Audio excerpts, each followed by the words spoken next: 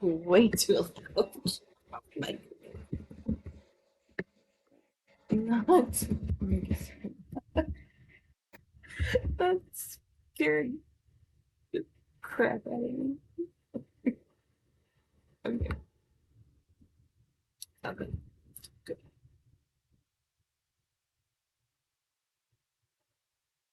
Hi, Becca. Welcome in. I saw you and a couple others the other day, like in a couple other streamers. How are you? Oh, yeah.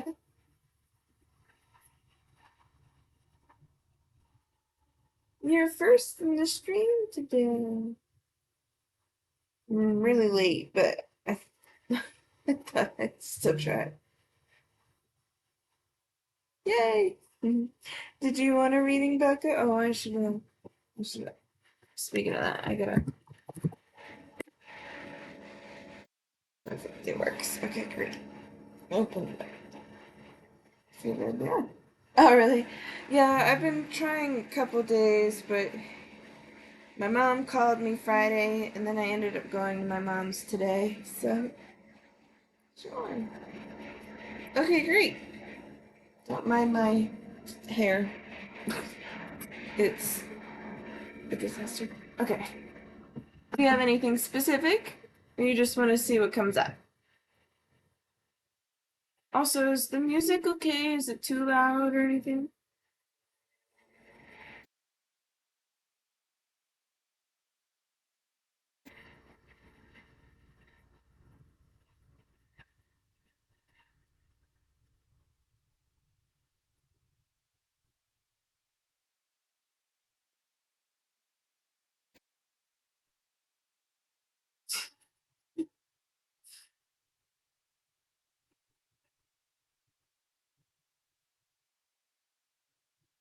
Music is okay. Okay, great.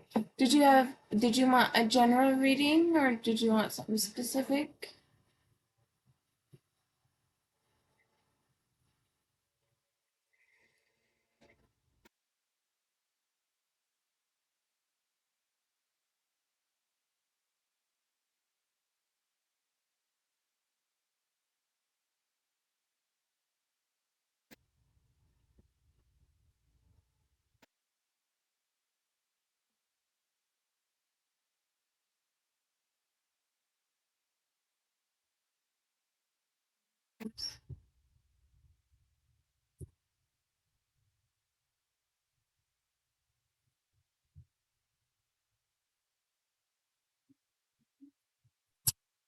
So,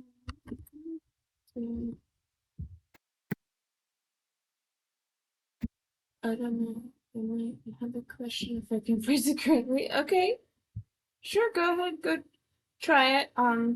I feel intuitively that I should choose the decks for you based on whatever you're about to type.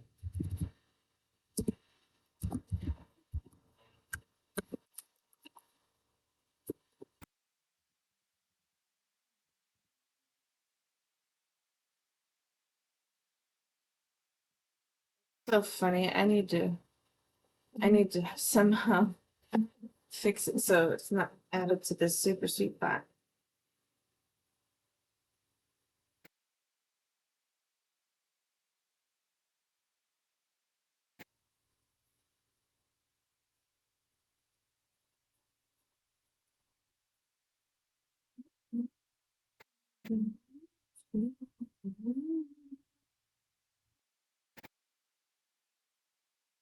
Oh.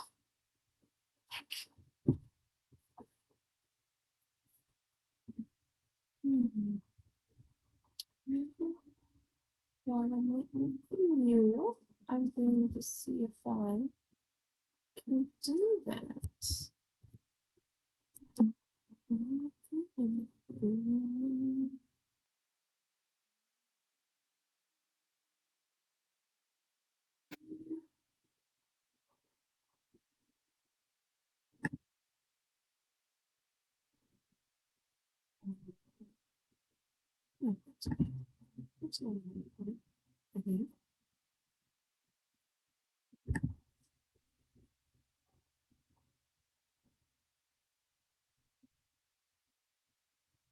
And by the way, I'm assuming you're typing right now. If you want me to start, that's fine too.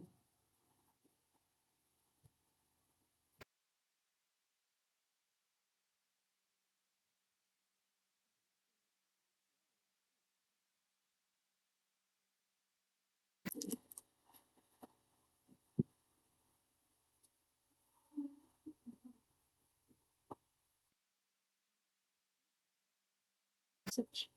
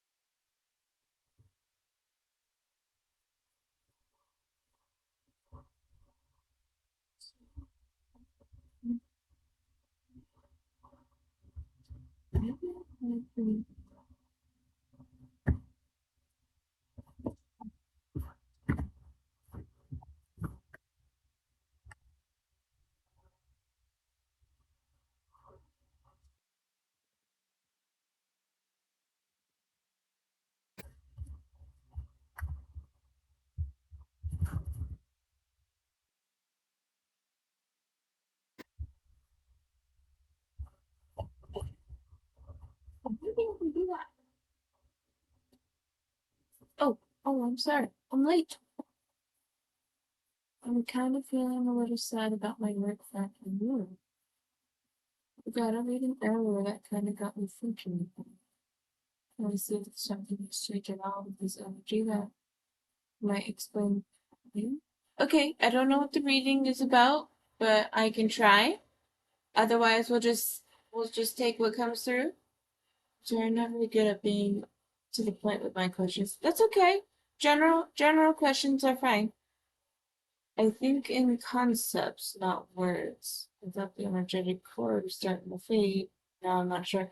I think I did a reading sort of related to this person a while ago. You guys feel very in tune or something, but you haven't contacted or something in a long time, if I remember right.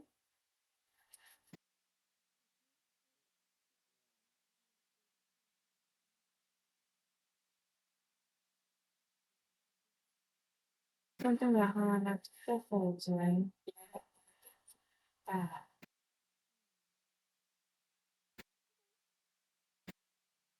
Let's see, I'm gonna choose your decks real quick. I have ads starting in like 2.5 minutes roughly, it says. So, I'll choose your text first, and then if you're around ads, because I think you guys go through them, just let me know. You can type it in chat, or I have a channel point redeemed for it now that says I was ambushed, and I got it to finally work. I'm slowly fixing those as time goes on, but yeah. So anyway, let me pick the decks first, based on what I got. So I'm just gonna click deck up so I can.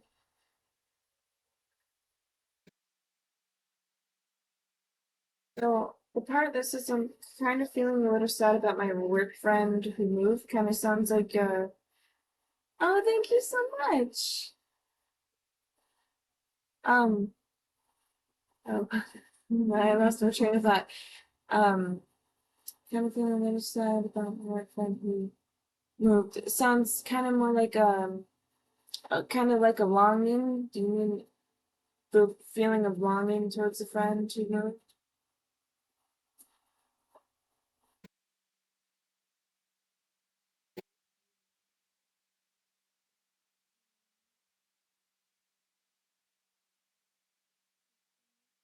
Just the amount of I miss him. I feel silly to miss him.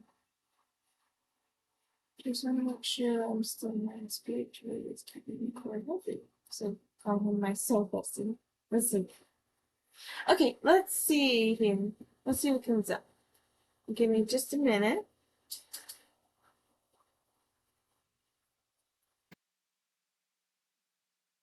So we got runes for you today, Belko. Runes, I'm not good with yet. I'm still learning them, so I read from the book for this for you. Your mic is kind of staticky. Oh, I'm sorry. I just used my laptop, but let me get my Bluetooth headphones. Maybe that'll be better. Done. Oh, that's all. Oh.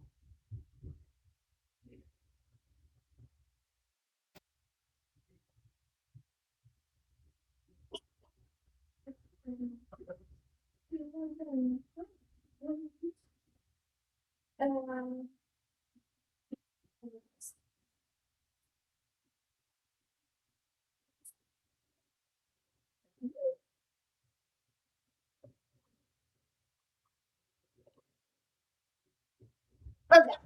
All right. I also grabbed my. I also grabbed some drinks because I talk a lot. So. Hi Yoshi. Okay, let's get to drink. Let me try my Bluetooth headset for you, Belka. See if that sounds better for the mic. I don't know if I've tried it on stream yet.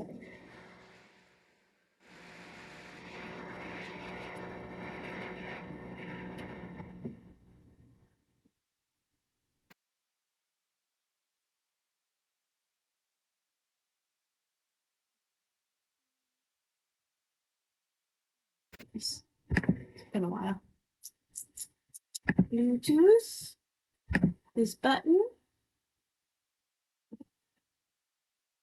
Oh,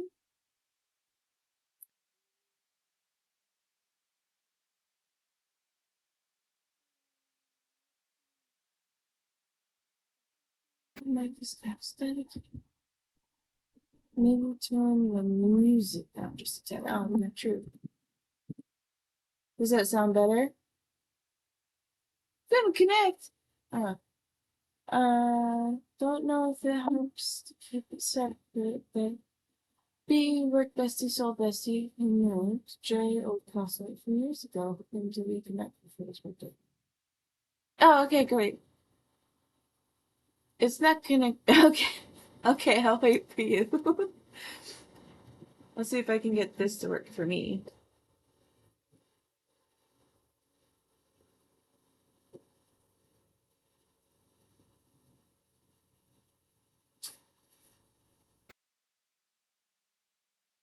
Oh, oh. Good.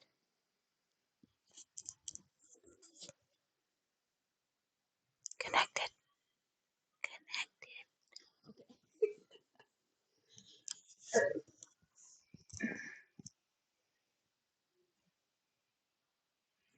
Okay, it says it's connected to my Bluetooth. Do I sound better to you now? Clear, hopefully? Maybe? Yes. Okay, great. Alright. So, I like them. They're fun. They make me look like an alien though. Okay, anyway, I started with one so far. I was telling you that I'm going to do my rune stones for you for the beginning. Excuse me. Rune stones I'm not used to yet. I'm still getting used to them and learning them slowly, just like tarot takes time. They have specific meanings and names and everything. So I will read from the book for this, but this is the first one I feel drawn to. And to me personally, and how I feel about runestones, I feel like they're way more specific, like in terms of answers. So we'll definitely have this. Let me see. So let's see. You want to mainly know about B first, correct?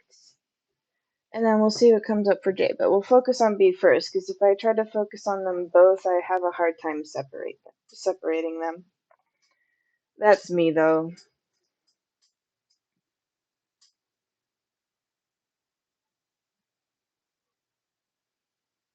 Okay.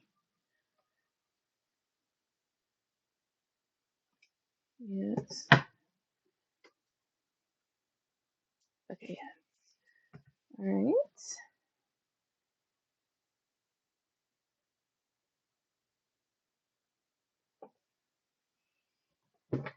Trying with this one, and I feel like I should do these two.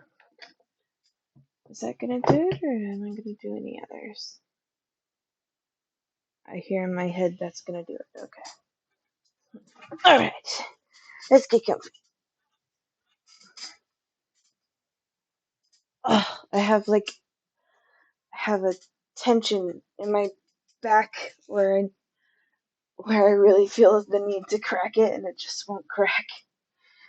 That's okay. All right. So,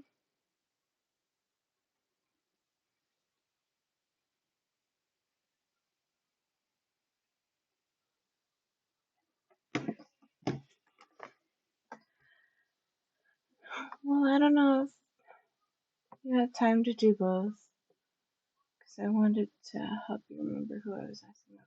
Oh, okay. Last time I asked about Jay, they're very different energies, so it might be. That's true. Yeah, I agree with that. Well, I planned on streaming this morning and I didn't, so I plan to be on for a little while. So we'll see what comes up. We'll focus on your primary one first, and then go from there. Had little pings today about B, and it's kind of intriguing me. Oh, okay. All right. No problem. Okay, so I'm gonna show you what I've I've grabbed for you. So we're gonna start with the runes. I will read from the book for this one, for the runes. Like I said before, I'm not used to them, so I'm slowly learning them as I go, but I'm still in the learning process for those. I have my Joy de Vivre Tarot. I like to do interpretation first, and then I'll also read from the tarot, like regular tarot book for this as well. The Ultimate Tarot book is the one I use the most when I do my book readings. And then affirmators, this is advice that Spirit wants to give you. Yes, the French one. Frenchy. Then we have Sacred Traveler. I feel like this energy that this deck is giving me for you right now feels very much for you specifically versus like what you're asking about. This is more towards you, and I'm hearing the word journey or like self-discovery kind of thing. So we'll see what this brings up. Then I have numerology, the shaman's dream, and my Buddha Wisdom Shakti power deck here. So let's see. We're gonna do the runes first. Heck, that's so many. That's just how I function.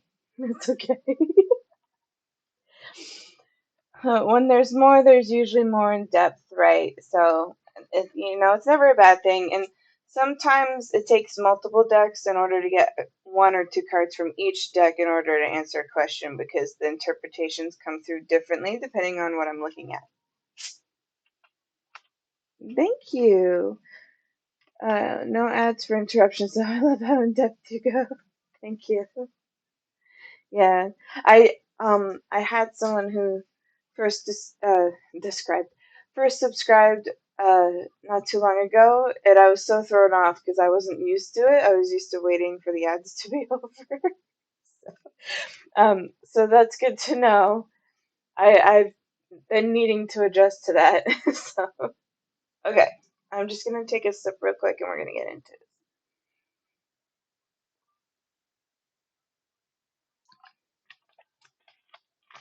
I'm also going to ask Spirit to answer your question that is not able to be explained. You might add a sub badge to different. You might add a sub badge to differentiate during readings. Oh, I'm slowly working on those rewards. I'm not used to those yet. It's taking me some time. I just recently did. Well, it didn't show up this during this stream for some reason, but I just recently adjusted the follower and the subscriber thing. So we'll see. It's taking me time. I'm not used to it. Okay, I'm gonna focus.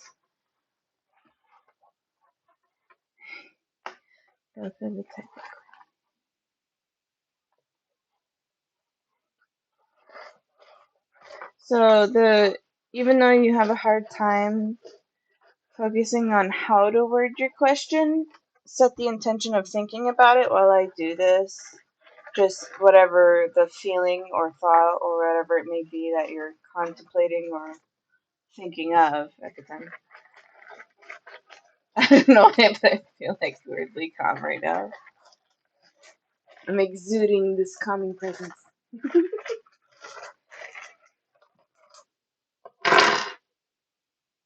Ooh. Okay. I feel like this is first. This is second. This is third. Alright.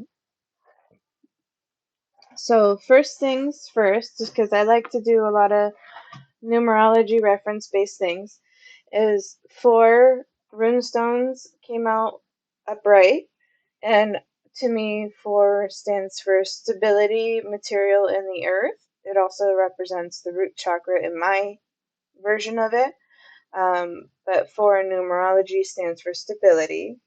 So becoming more stable and being more grounded. First thing they're showing me and telling me is that you're in your thoughts too much. So basically you're like a constant daydreamer, so you have a hard time coming back to reality when you're stuck in your brain. To start with. So let me get the book out. I'm going to show you each rune as I read them. I only know two of them and their names, unless I'm wrong. I know Uruz and Gibo, but we'll see. Yep. Okay, so give me just a minute.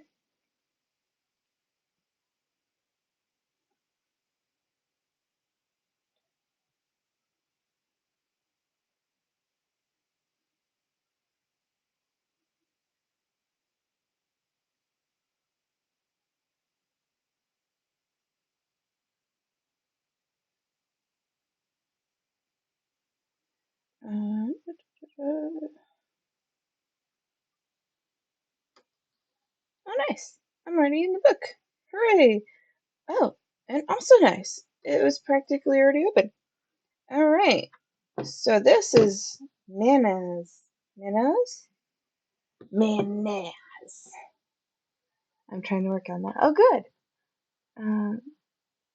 So a little bit. So this is the first rune. The pronunciation is Manaz. And basically it means man and mankind. Or man and humanity. It says this is the rune of the human condition and how it applies to ourselves and those around us. Manas rules the human potential and shows us that our relationship to one another is of incredible importance to us. That that energy is very much Manas, not men but a man, and then Naz. Yeah. Sorry, does it sound like I'm mumbling? Maybe my hair is covering the mics a little bit. There we go. My my funny looking headphones, but I love them. They're so easy to wear. Okay, so basically, I'm gonna reread it in a second, but basically, so far, this is very much like you and your energy overall right now. So it says, Manas rules the human potential and shows us that our relationship to one another is of incredible importance to us. Like that part very much feels like you. That's the relationship to one another is very important to you, right? Excuse me. It says we are less powerful, less connected when we lack community and connection to others, and that's the longing and the sadness that you feel, right? This is man in both the singular and plural sense. How a person interacts with their fellow man is key to human survival and our ability to thrive. So it says, when you gaze upon Manas, it appears as if two people are standing face to face with their hands on each other's hip. Yes, for this here. This is the rune of interdependence and of the gifts we bring and bear upon our fellow humans via community. Your talents and abilities or gifts as seen in Gibo, which you did get played so in this rune set, are what give you value to those around you, and it is very important to share those talents and gifts with others. So it says manas can often relate to friendships, romantic relationships, or partnerships, much in the way AWAS does. You can see AWAS in this symbol. You must strive to treat our fellow man with respect, but must also strive to treat ourselves with respect as well. Whether we know it or not, we are attached to those around us in both a literal and figurative sense. In the study of metaphysics, there is a notion that we create cords or etheric attachments to other people, and this is what manas represents. So this is very much like all this energy you basically just stated. Hi Tice, welcome in. Thank you for joining. I'm on Becca's reading right now. We just started, so it might take some time before I get to yours, just so you know, because I do in-depth readings and they do take a while. Where was I? So, Becca, this basically said everything you've said so far. And then,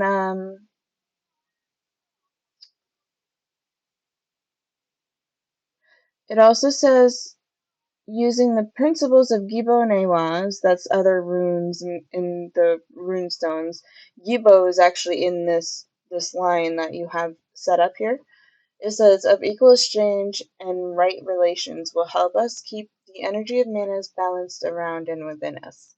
Manas also shows us how important it is to be self-centered, but not in a selfish way. We must take care of ourselves before we can take care of others. That's really sticking out to me right now. So one thing it's telling me is that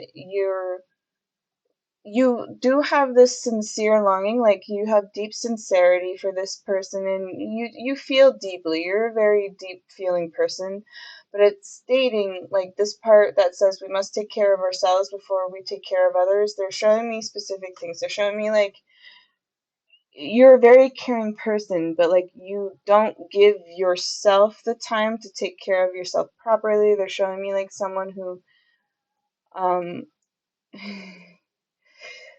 I remember this.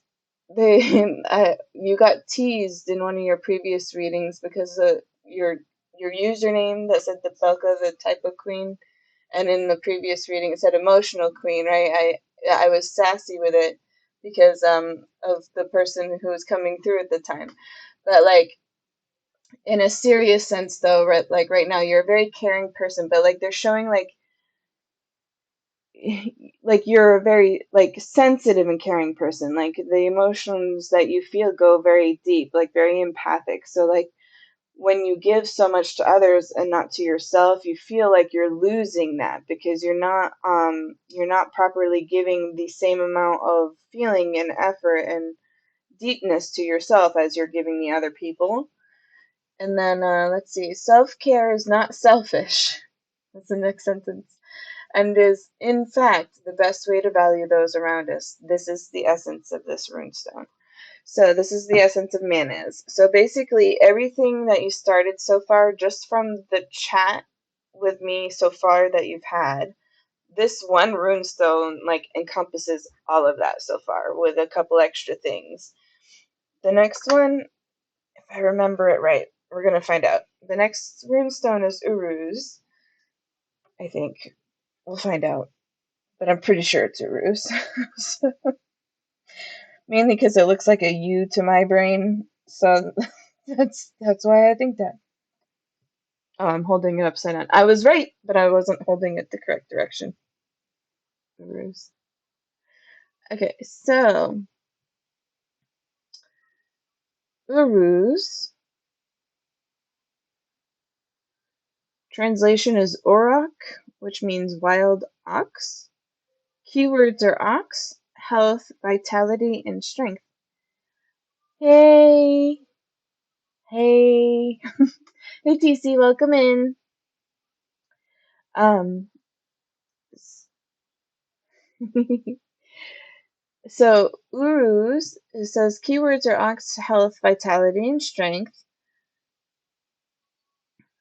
And then it says it's a room of primal earth energy. Okay, so this feels very much what I said relating to the number 4 in stability, material, earth, and being the root chakra, which means being grounded because you're stuck in your thoughts too much. It says, unlike Fehu, the rune of cattle that comes before Uruz. Excuse me, I keep burping. This is the rune of wild, untamed potential. Interesting, okay. Uruz represents health, vitality, and endurance, yet it is also a rune of courage and a reminder of how we should appropriately use our aggressive nature. So there's a couple things they showed me. First was, it feels in my mind's eye, they're showing me that you're actually very much trying your very best right now, working on your health. Like you're actively doing that right now. And they're telling me more than just your physical health, you're working on the other parts of your health too. Physical, mental, spiritual, all the types of health. You're putting in the work and effort to each of them. And then it says courage, rune of courage, and a reminder of how we appropriately use our aggressive nature. So I feel like you don't vibe with aggression or aggressive nature, but that's not how they meant it. They mean like the excessive amount of energy you're putting towards one specific thing can be put towards something else. Thanks for joining the queue. I just started Belka's reading and I do in-depth ones, so it might take me a while. There's a person before you as well. Anybody in line, if you do exclamation point list or POS, it'll show you where you are in the list. That's okay. Okay, great. All right, so let's see here.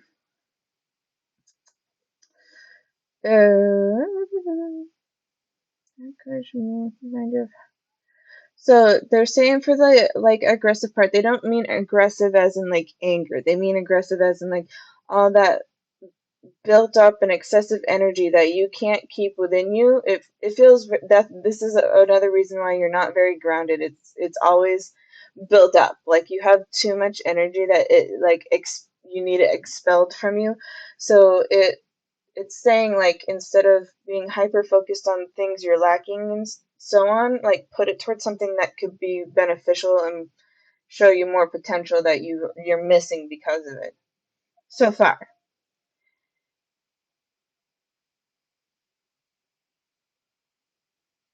Hi Kesla, welcome in. You can join the list. The queue is working now. It's gonna take me time before I get to you. I'm on Belka's reading and she's first. Okay, makes sense. Okay, so you vibe with that so far, Belka? All right, so let's see. Yeah, okay. Yeah, okay, great. So let's see. The ox was renowned for its strength and inability to be tamed. I feel like that's very much you. And our ancestors respected them so much they immortalized them in cave paintings found throughout Europe. Let's see. Hi, hi, hi. I was so scared to be called out for these with everything I said so far. You know, it's funny because you said you feel strangely, weirdly calm all of a sudden before, right? Maybe it's just something, one thing I like when I get readings from other people is sometimes it's just a reminder for me. Like I've been told or like I know it, but I forget about it. So like hearing it again is helpful. So maybe you're in that phase right now. Okay. So it says this rune is historically interpreted as a very masculine rune, okay? Bringing forth a driving force that helps us retain vitality and health and is great for helping us increase our energy. Imagine the ancient ox with almost no natural predators aside from humans. So, wandering the plains, forests, and Eurasia of the northern Africa, nearly unstoppable in its power. So they gave me a very specific image when I read that. It said, imagine the ox with no natural predators aside from humans. And they gave me an image of someone who's their own worst enemy. Everybody's their own inner critic, right? So they're saying you're someone who does that a lot. You basically, you are both the predator and prey of yourself. So you're, you have a hard time getting out of that. So it says, imagine the ancient ox with almost no natural predators aside from humans wandering the plains and forests of Eurasia and northern Africa, nearly unstoppable in its prowess. No wonder our ancestors held them in high regard.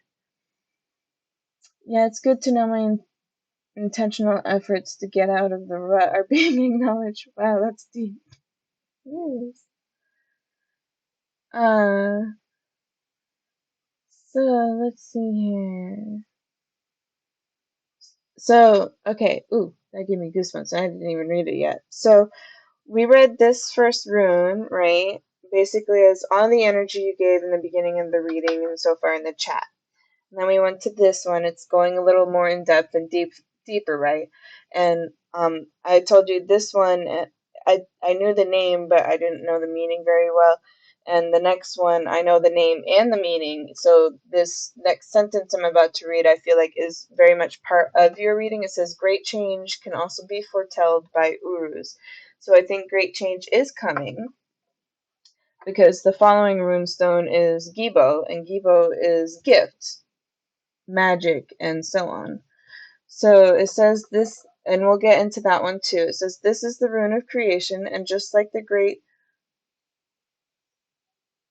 Adamla, Ad, Adumla, I don't know how to pronounce it, I'm sorry. The cow who nourished Mir, the first giant, with her milk. This is the rune of potential." Okay, so it's saying there's potential and there's like room for growth. You just have to look for it a little bit. It says, in a reading, this rune could mean that it's time to concentrate on your physical health as well. Vitality, health, and prowess were respected greatly among the ancient Norse and were no better demonstrated than with Viking culture. Might is right. And I'm going to leave that runestone there. I don't feel the need to keep reading its meaning. I feel like what I've said so far based on that rune is enough. So I'm going to move on to the next one, which is Gibo. Yes, Gebo? Gibo. Gebo? Pretty sure it's Gibo. I'm going to keep reading it as Gibo. which is this one. This is Gibo. Its translation is gift, but keywords are gift, equal exchange, and offering. So we had change, and then this is the following one. We had change, potential, gift, offering, and potential. Wait, no, potential was before. Equal exchange, there we go. So, let's see. Gibo marks the seventh rune in the Elder Futhark, and is a likely origin of the well-known adage of lucky number 7. This is the rune of the gift, not only in the gifts we make, but also in the gifts we are given by our ancestors through our genetics and spiritual heritage. Hospitality and equal exchange were of utmost importance to the ancient Norse. Wow, that was hard to say. Okay. So, as we saw with the rune Fehu, it's very important to make sure that money and wealth moves. If your money's felt stagnant lately, take this opportunity to give a little to charity to get the money moving again. It's a give and take relationship, and it's also energy. So when you only take, you don't get given, and vice versa. So make sure it's properly give and take, and keep the cycle and the yin and yang balance moving this way. And then let's see. So it's very important to make sure that money and wealth moves, especially to those who need it and to those we owe. This is the rune of giving and sharing, and shows us the power of balance and exchange. So it's interesting to me because they kind of showed me two things in here. It says, to those we owe, and then the rune of giving and sharing. And both the word owe and sharing stuck out to me. It doesn't feel like it's something huge, but it feels like it was something small and forgotten, if that makes sense. I don't know if that correlates with you or not, but that's what's coming up at the moment. Let's see, and shows the power of balance and exchange, which is the yin and yang I mentioned. Okay, they're also showing me maybe someone who might be a little financially struggling, not to an extent where it's overly worrisome, but to enough extent where it's stressful and really irritating, if that makes sense. They're showing me that too.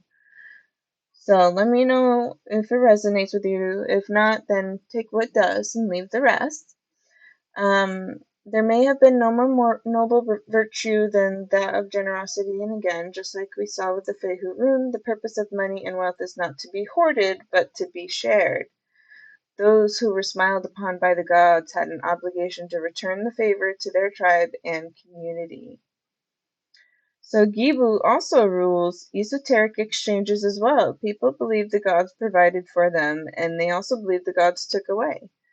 This is why there are so many ancient offerings and fertility gods and goddesses of the Vanir, especially Freyr and Freya. When the gods bestowed favor upon them, they saw it as their obligation to show it in return. Even the great sacrifice of Odin to himself by himself upon the world tree shows us how much he was willing to give up in exchange for the magic and powers of the runes. Gibo also reminds us that we also carry gifts within us, gifts that only come from our ancestors. The ancients believed that if you had the ability to help others, you had a moral obligation to do so. And Gibo shows us how important it is to bring our gifts to the world. When you commit to a life of serving others, of bringing your gifts to the world, the universe and the gods will respond appropriately. This is the essence of luck, after all. So they really stuck out. Gifts that only come from our ancestors. The ancients believed that if you had the ability to help others, you had a moral obligation to do so. So that they stuck that out to me strongly. So I don't know. It feels kind of weird to me though. It almost feels like a belief and disbelief at the same time. Like it feels like a belief in like this that I'm doing, right? You believe in this and getting the readings and so on. But there's also a disbelief as if like you don't believe it came or stemmed from your family or ancestors, or maybe you don't know. There's like some kind of disconnect there. There's like a disconnect between the two. But your kind heart and like you have a deep need to help others, but maybe you also feel like you're not sure how to do that at the same time, or you also feel like there's areas where you can't, but you want to. Join me. Hi, welcome in. I am now starting to empty room and made an after being told I want to have he's streaming from basement. I'm streaming from my room. But yes, my room is in the basement technically. I don't know how that is. Yes, exactly. Yes. Okay, great. Yes, exactly. Okay, great. Yeah, so they were showing me that. So I was feeling that. Okay, and then we're going to the last rune for you for this. I wanted to do the runes because to me runes are very much more specific than my cards. So I felt like this would help a little bit with certain areas already. And we've only played four runes for you so far. It's gonna take me a minute to find this one because I don't remember its name.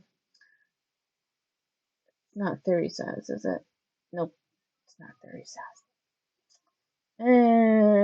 What is your name? Tell me. Tell me your name. Nope. Nope. Swiddle? Nope. Sorry, it's gonna take me a minute for this one. I will find you. Oh, oh, there it is. Oh, it's Ingwas. I was sort of close. Let's see exactly. I've been cleaning my temple. I want to help people, but don't know if I'm using my resources well to do so or the timing to do it. I'm not good at that. Ah, okay. Okay, you guys talking to each other. Okay, yeah, so that I very much feel that. And it's funny, based on how I felt though, it feels overthought. It feels like something you overthink. Like any kind action you do is enough. So like just smiling at someone saying, "Hi, how are you?" could be like a game changer to someone's day. Or like, "Oh, I love those shoes." Like, any kindness goes a really long ways. And also, I have kind of a disbelief about people receiving the gifts in the way they are intended. There's some insecurity about that. Oh, okay, that makes more sense. That makes more sense. So even though it doesn't come out the way I said it, it connected. So that's very much related to that.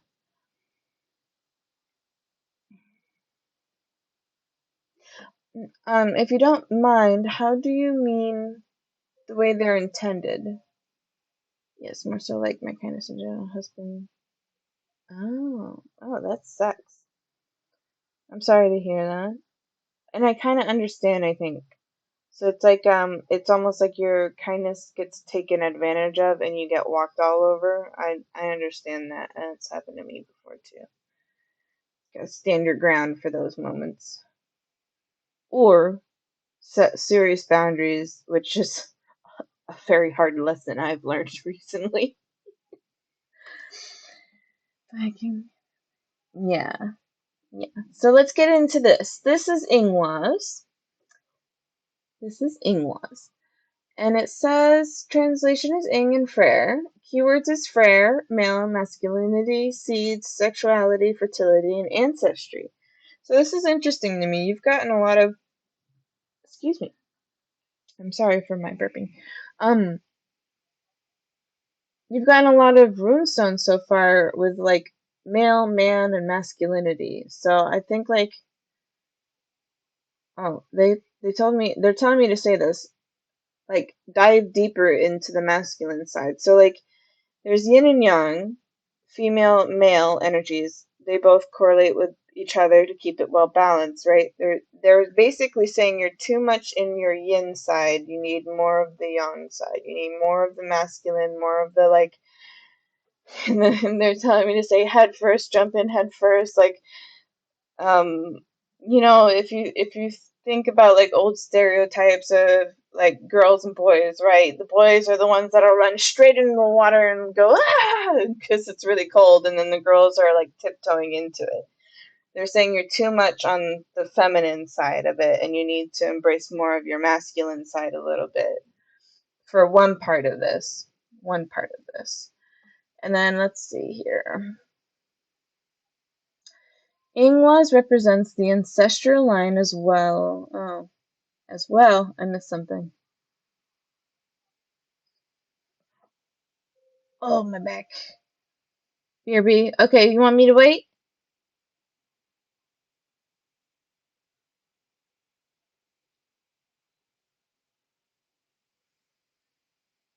I think she's gonna want me to wait. I see a couple of you guys chatting in here. How many do I have in the queue? Let's take a look.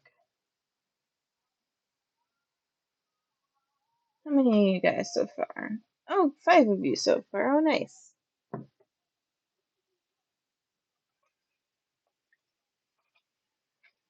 See a couple of new people, I think.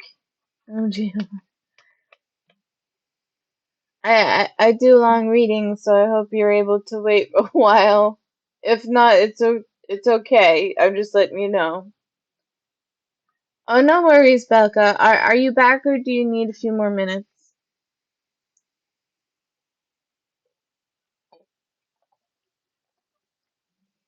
I'm back. Okay, great. So I'm gonna finish up reading this runestone so we can move on to your decks next. Since this is the last one.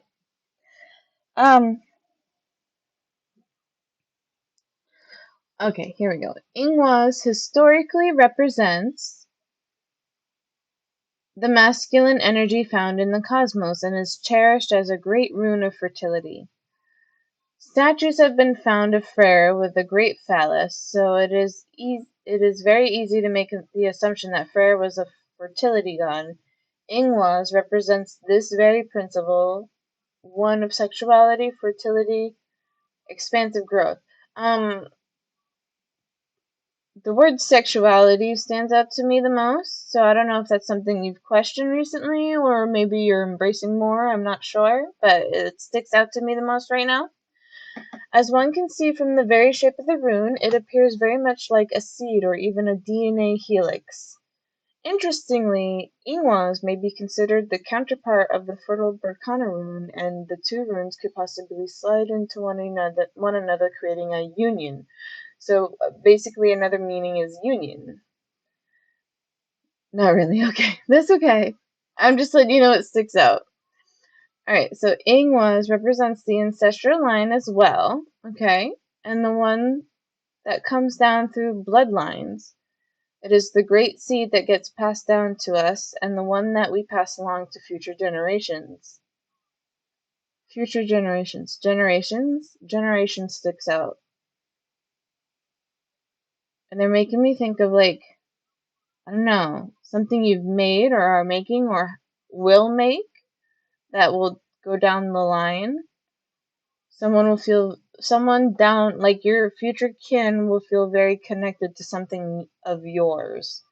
I don't know if it's like something you wear every day or if it's something you do specifically every day, but it's something in relation to you that's going to go down in each generation.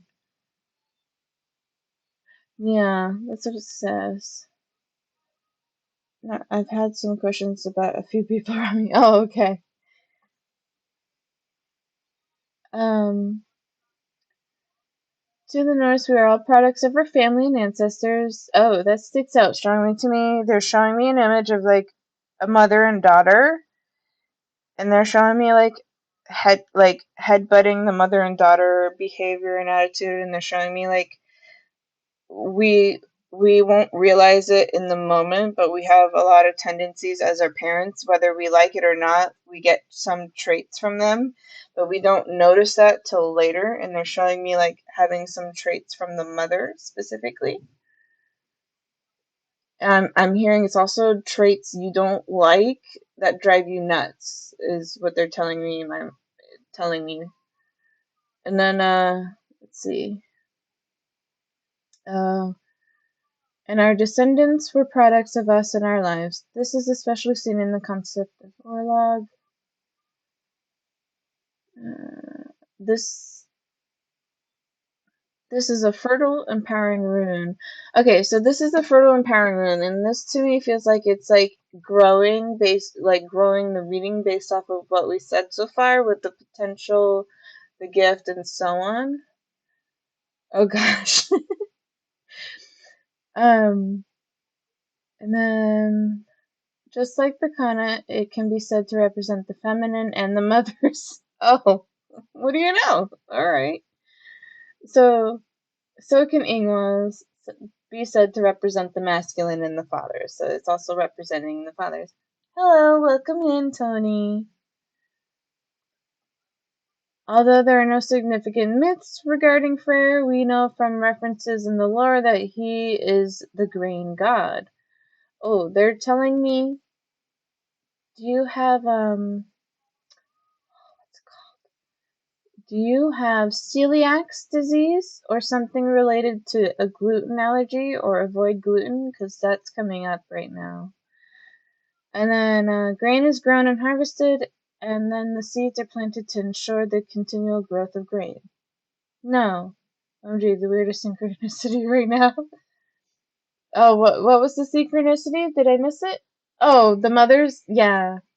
Yeah.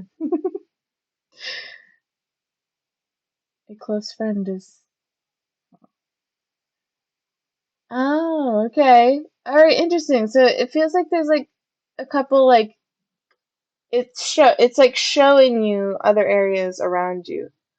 No, the new username. Oh, okay. Yeah, she's celiac. Okay, alright, so we have a couple like connections here. It's interesting to me though. So when you said no, not really earlier to the sexuality, but you said I had some questions about a few people around me, is it related to the same person? The user who came up as a synchronicity. Oh, interesting. Okay, so let's see. Is there anything else from this room that I need?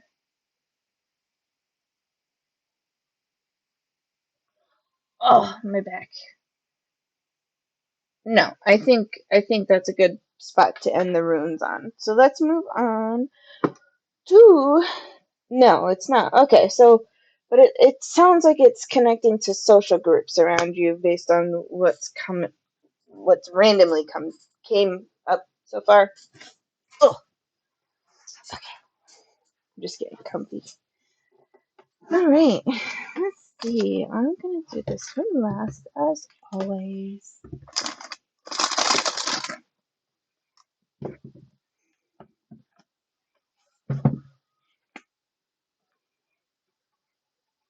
Okay, I'm gonna take that as a sign as this one's next.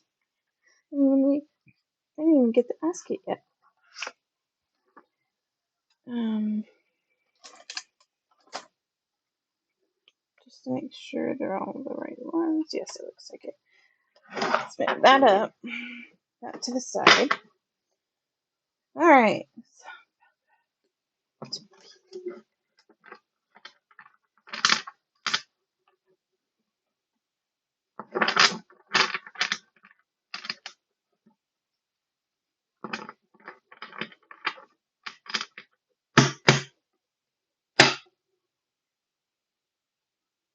feel like I need to do one this one.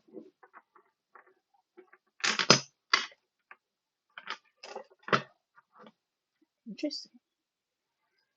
Okay. I'm gonna show. Ooh. Well, that's too many. Please give me less. Thank you. All right. All right. So let's see here. I'm gonna. As I was trying to say, I'm gonna shuffle a few for you. But I wanted. Ooh, okay, they're telling me to do four because your runes were also four, but there's going to be a bottom and top deck energy. And one thing I wanted to say before I flip these over and look at them, they are telling me that you should work on going with the flow more. You're too much trying to control the outcomes and the situations, and you're having a hard time just going with the flow to start with. Hmm. We got the star in reverse, and the first thing they said in to me, especially because it's in your, well, we have four, so there's not really a past, present, future, but it kind of still correlated.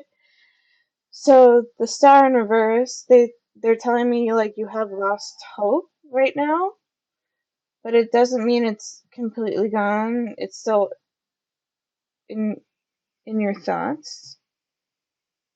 And I'm drawn to the waters going up. I'm drawn to the waters going up. Why? Why am I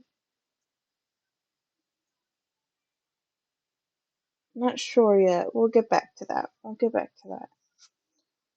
Then we have Five of Cups, always looking behind you and never in front of you. So we have, this was the star, it played in reverse. And these cups of water, it's like rivers, I see them for some reason, but I see them rising. The water rising makes me think of floating, going above.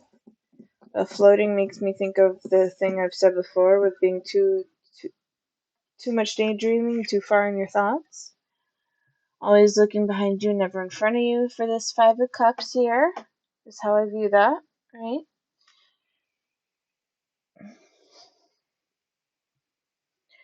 Um, oh. I was gonna say love potential at first because I see the two hearts and the two cups in front of you that you're not looking at, but I see it differently now. I think these are connections you feel. They're two different people with the connections you feel deep with. But it's interesting because you're looking at in this Five of Cups, you're looking at something in the past that I'm hearing the words shattered you. You keep referring or looking back at something that shattered you in the past, and you haven't really healed from that properly. So you really need to heal from that before moving forward and looking forward to things.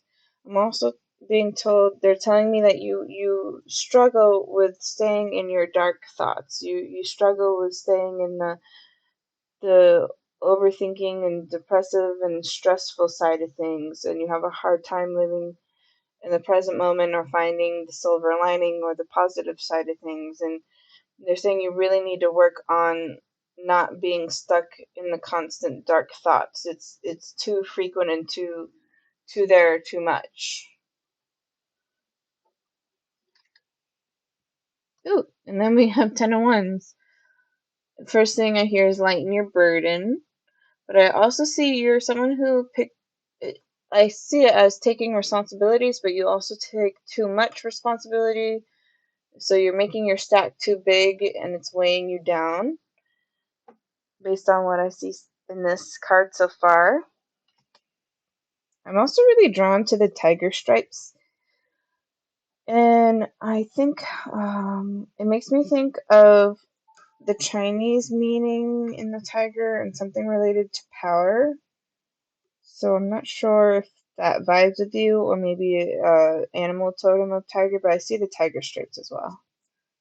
Wow. Yeah. Taking on too much responsibility.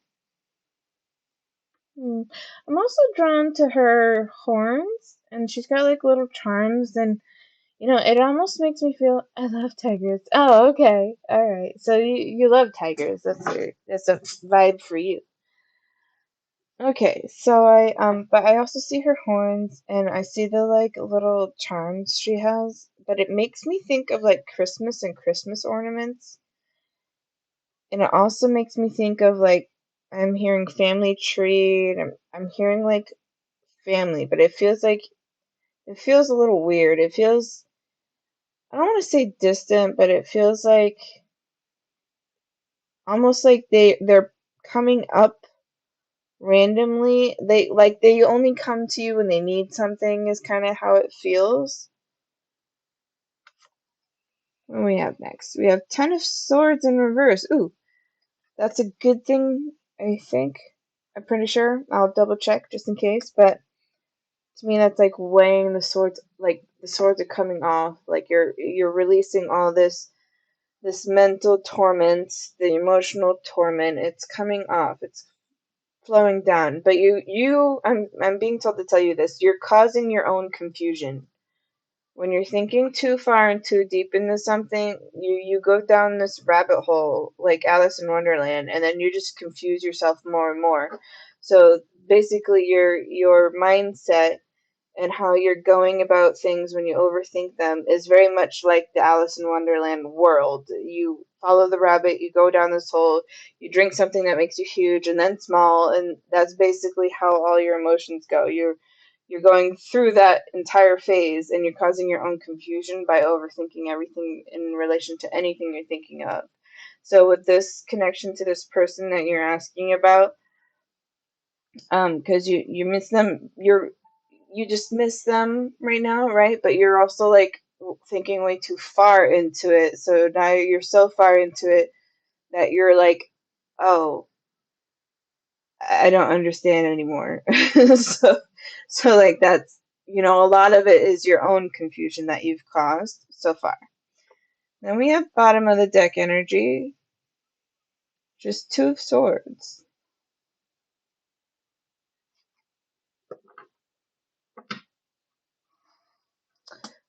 I hear see the truth first, and then we have Knight of Swords on the top.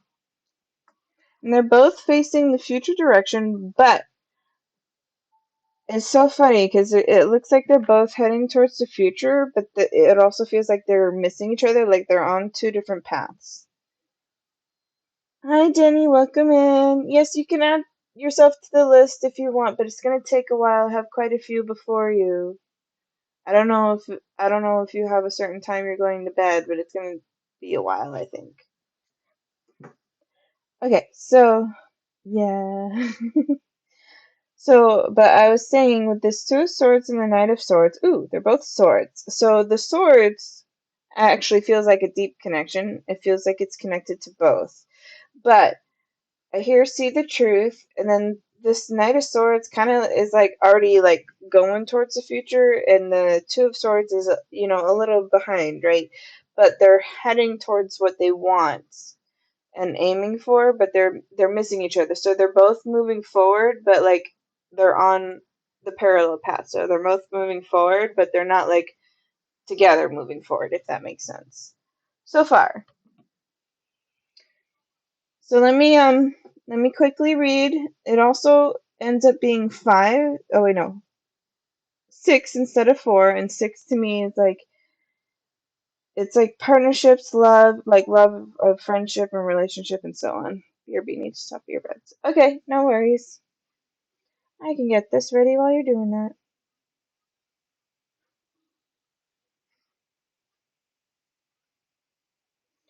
Um, this button, this button, this button. Library, and there it is. Start the star. Excuse me.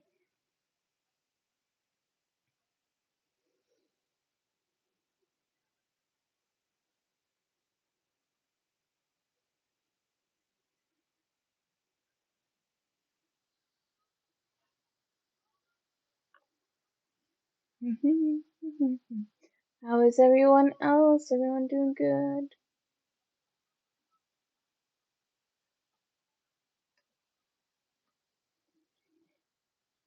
Which knows? Gonna have a snake.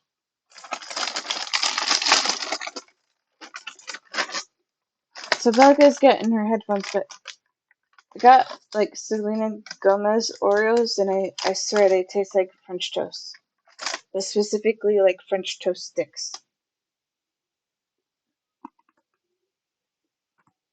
It's kind of weird.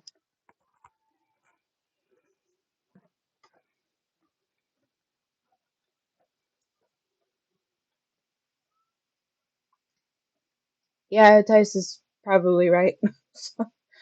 My readings take quite a while.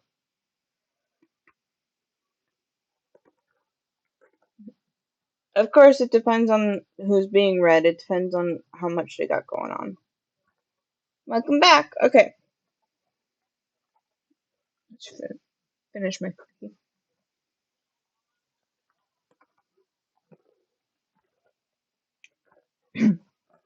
One second.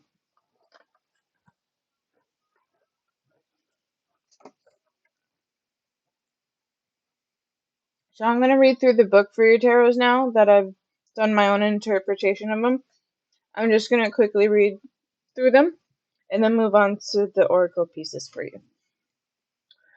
So, the star in reverse. In the reverse position, the star can show giving up too easily in your projects or experiencing a creative block. You may be too attached to a fantasy scenario. That sticks out to me the most. That's like an important message for you. You may be too attached to a fantasy scenario.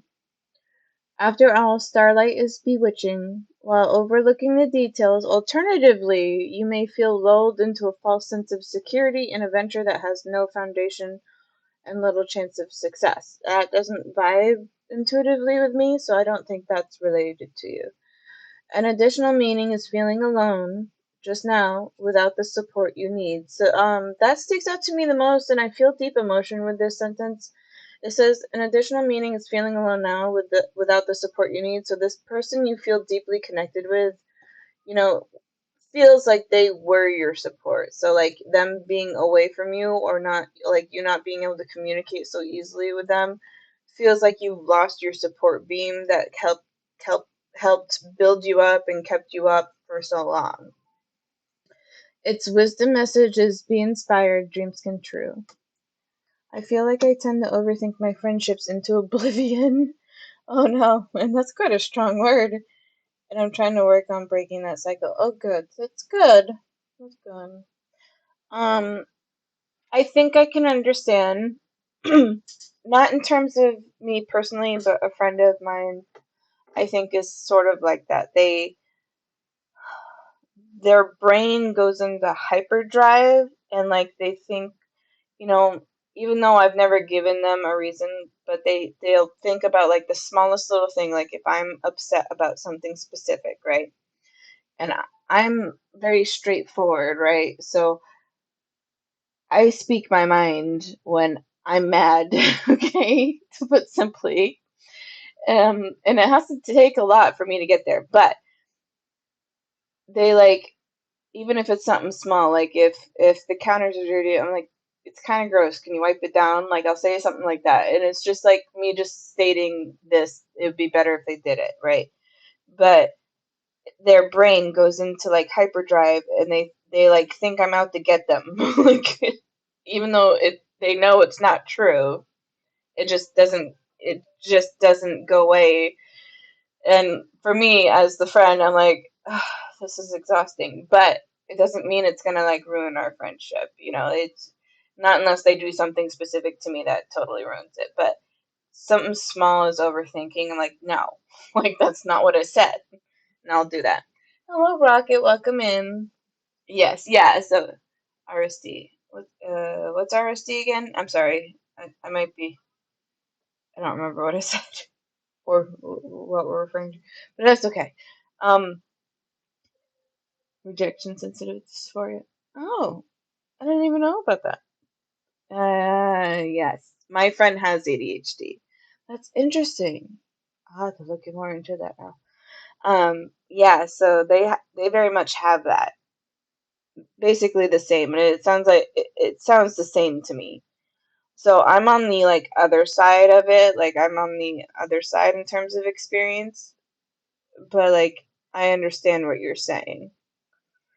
Okay, let's move on to the next one. Five of Cups. Cups relates to the emotions and the intuition. So let's see what it says. And it's in the upright position. It says key meanings are lost, leaving, and sorrow. Upright meaning, the Five of Cups is a card of upset and lost. It is often shows sadness and confusion due to breakup, disappointment, or arguments in a close friendship, or the need to temporarily move away from a family member who has caused hurt. So this is interesting because even though it's not specific to what you said, it's pretty close to what you said so far. And then the card can also apply to leaving a job or home before you're ready to do so. You are forced to deal with whatever life throws your way. Forced to deal with whatever life throws your way sticks out to me the most. So maybe I don't know if you've had something go on recently or is about to happen that is like really stressing you out, but that's part of your struggle with you like missing and feeling the like sadness. I'm gonna say loneliness. It is partially loneliness towards this friend you're referring to, whether invited or not. This card can also refer to a loss of status or money. Yes, I wish I could talk to B about Jay. Okay, yes. So the gift of this five is that there is no mistaking what has happened because you feel it in every bone of your body. At this point, there's no going back. But all is not lost. You'll be able to move onward and upwards regardless. The two remaining cups on the cards can show the support of friends, family, and colleagues. Um, they're showing me an image or like a feeling. They're giving me a feeling. So like this last part of the message says, but all is not lost. You'll be able to move onward and upward regardless. So they're saying you're hyper focusing on the sentence, but all is not lost, but they don't want you to hyper focus on that part of the sentence specifically because your brain is going to go in the wrong direction. They're saying you will be able to move onward and upward regardless. The two remaining cups on the cards show support of friends, family, or colleagues. So even if you don't have this way of communicating again, right? They're saying it's not your only, like, it's not the only one who can do this. There's others who can do this too. So, like, they want you to acknowledge that, and it feels like that's going to be hard for you. Your instincts are telling me that you have a hard time easily trusting other people, and it also makes you feel very uncomfortable. So it's way out of your comfort zone to do this. But Spirit wants you to know that it is a possibility and that you don't have to feel so attached to this person. There's a chance you can reach out, but they don't want you to feel so attached that you feel so lost when they're not there. So this is something they're saying you need to help yourself by having a little more independence and release some of the attachment just a little bit. It doesn't have to be all the way, but just a little bit. And then the Five of Cups also comes up in a reading for bereavement and the natural sense of loss and grief this brings. It also is an indicator that you or the person you're reading for is revisiting the past, trying to assimilate old stress and sorrow in order to make a fresh start. And I did sort of say that when I played this card. I said you keep looking at something in your past that's affected you. Actually, I think I said that shattered you. You keep referring back to the past that shattered you. Okay, next is Ten of Wands. And then Ten of Wands. There it is. I just wanted to check something. Okay, I'll have to respond to him later. Okay, so Ten of Wands. It's in the upright position, and it says key meanings are responsibilities and a burden. Oh, wait, no. No, yeah, that was right. Yeah, okay. I had to question myself for a minute. I was like, didn't I play this? I played the swords in reverse. Okay, so upright meaning. The upright Ten of Wands reveals that you're carrying too much on your shoulders now, and you may have become so used to being overloaded that you've lost sight of the reason you're doing the work. So basically, they're saying you fill up all your tasks and all your burdens and all the responsibilities so much that you forgot why you're even doing it. You're just adding it in there for the sake of distraction. It's a common card for homemakers and entrepreneurs, those of you who must multitask and constantly respond to a wide range of. Consider saying no to any future requests and decide which project or jobs you can stop or hand over to someone else. There's a real need for delegation and support from others. No one expects you to carry this on your own, and this goes for emotional burdens too. Emotional burdens too. They need to be shared. Um, they're not telling me to ask you, they're not telling me to say like a specific sentence. They just want me to say the word therapy. Therapy. And then it says the card can also suggest that you may be carrying issues from the past. Okay, this is the second card that mentions past problems. On a more positive note, the card reveals that you can be successful, albeit with careful management of time and resources. This card can show up in a reading to reveal you may need to look for less demanding work, but you feel too drained by your present job to spend time searching. This puts you in a catch-22. The situation can't change until you pull back from current responsibilities and invest what energy you possess into changing your circumstances. This goes back to the runes that were played, right? So, the Ten of Wands can also show that relationships are neglected because all your attention is on work. Also note that if the Ten of Wands comes up as the you/situation card in a reading, you or the person you are reading for may not be receptive to the reading simply because too much is going on. Lay the cards again or wait 3 days before getting another reading. Yep, sounds so right. In terms of the job or the other parts.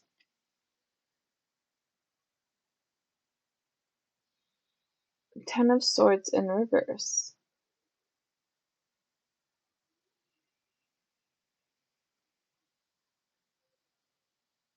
The work therapy issue. Okay, yeah. Okay, so we have Ten of Swords in reverse. It says, when reversed, the Ten of Swords holds the meaning of the upright card, which key meaning was endings. Alright, go back to it. So, when reversed, the Ten of Swords holds the meaning of the upright card, but indicates there may be more repercussions. You may examine your past actions and feel guilty or angry and react more deeply. I strongly see the word guilty and only a little bit of angry. And react more deeply to the fallout. Try not to hold on to stress. Accept the situation and let it go. Accept the situation and let it go. I'm being told that's something you should say to yourself and remind yourself because it's going to help you come out of it. Accept the situation, let it go. The reverse Ten of Swords can also show feeling helpless, particularly if you've been ill or overwhelmed emotionally. Soon you will feel able to pick yourself up and start over. So there's potential and it's coming soon. This is the card that I said seek the truth on, and that was the Two of Swords here.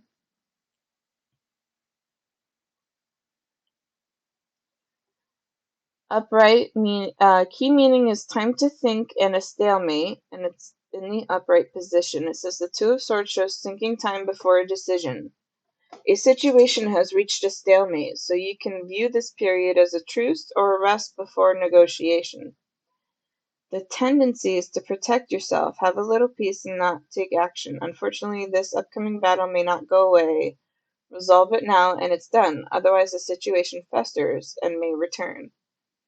As there are two swords on the card, this too can reveal a person you cross swords with. It's likely that your difficult person is sharp-tongued, but don't be afraid of a lashing.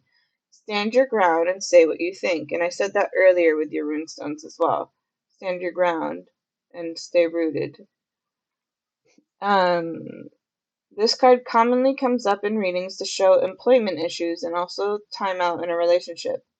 This may be circumstantial due to partners living in different places. If negative cards such as the Three of Swords or the Lover's Reverse appears with the Two of Swords, it shows making a decision about a future of a relationship, which you didn't have, so that's not part of yours. Whatever your experience of the Two of Swords, help is at hand in the form of supportive friends and colleagues. Listen to advice and then take the best practical steps forward. And then we have Knight of Swords.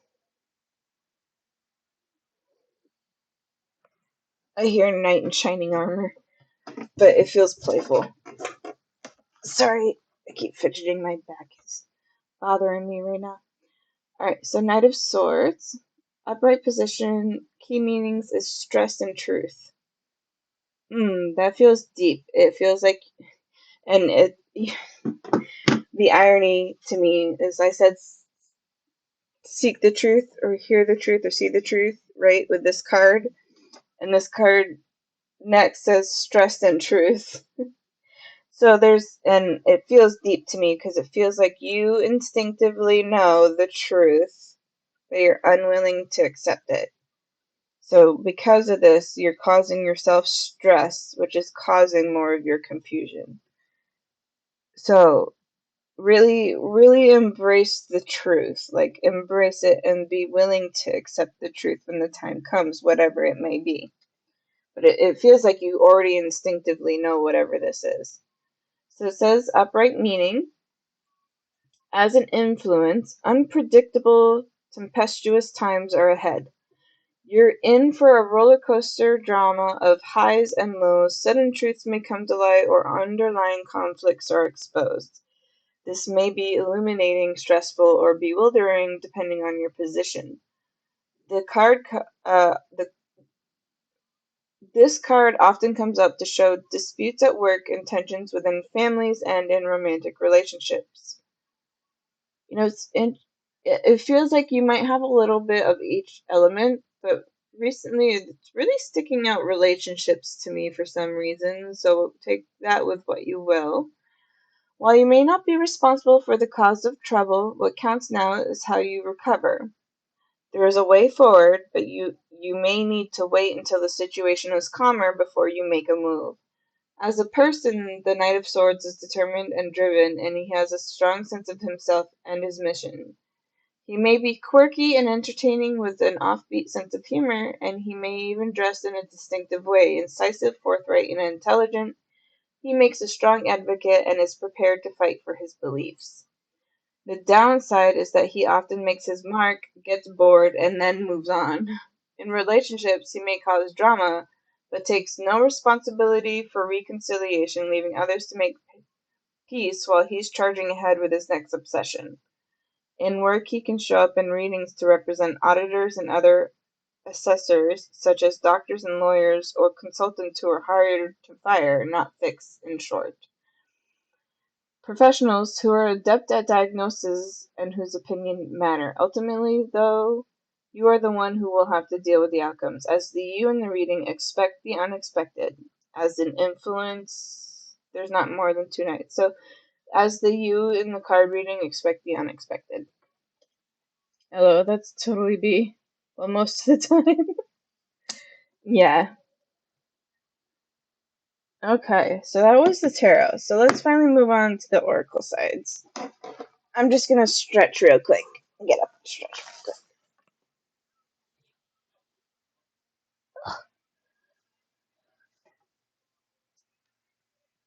Oh.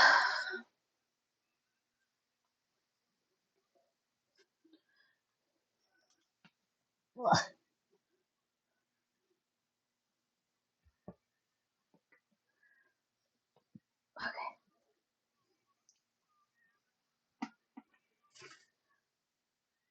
I should be charging my phone.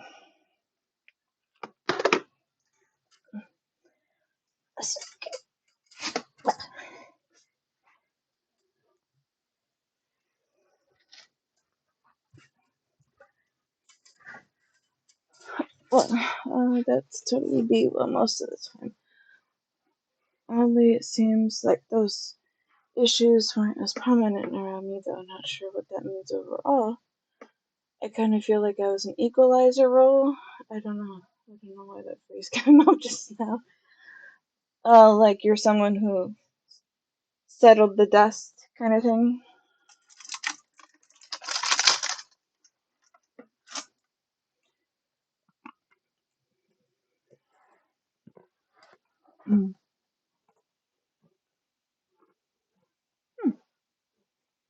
Really no. Interesting. Okay. They're telling me to play this one next, which is strange to me because I usually play these last. So they want me to play this before I play others.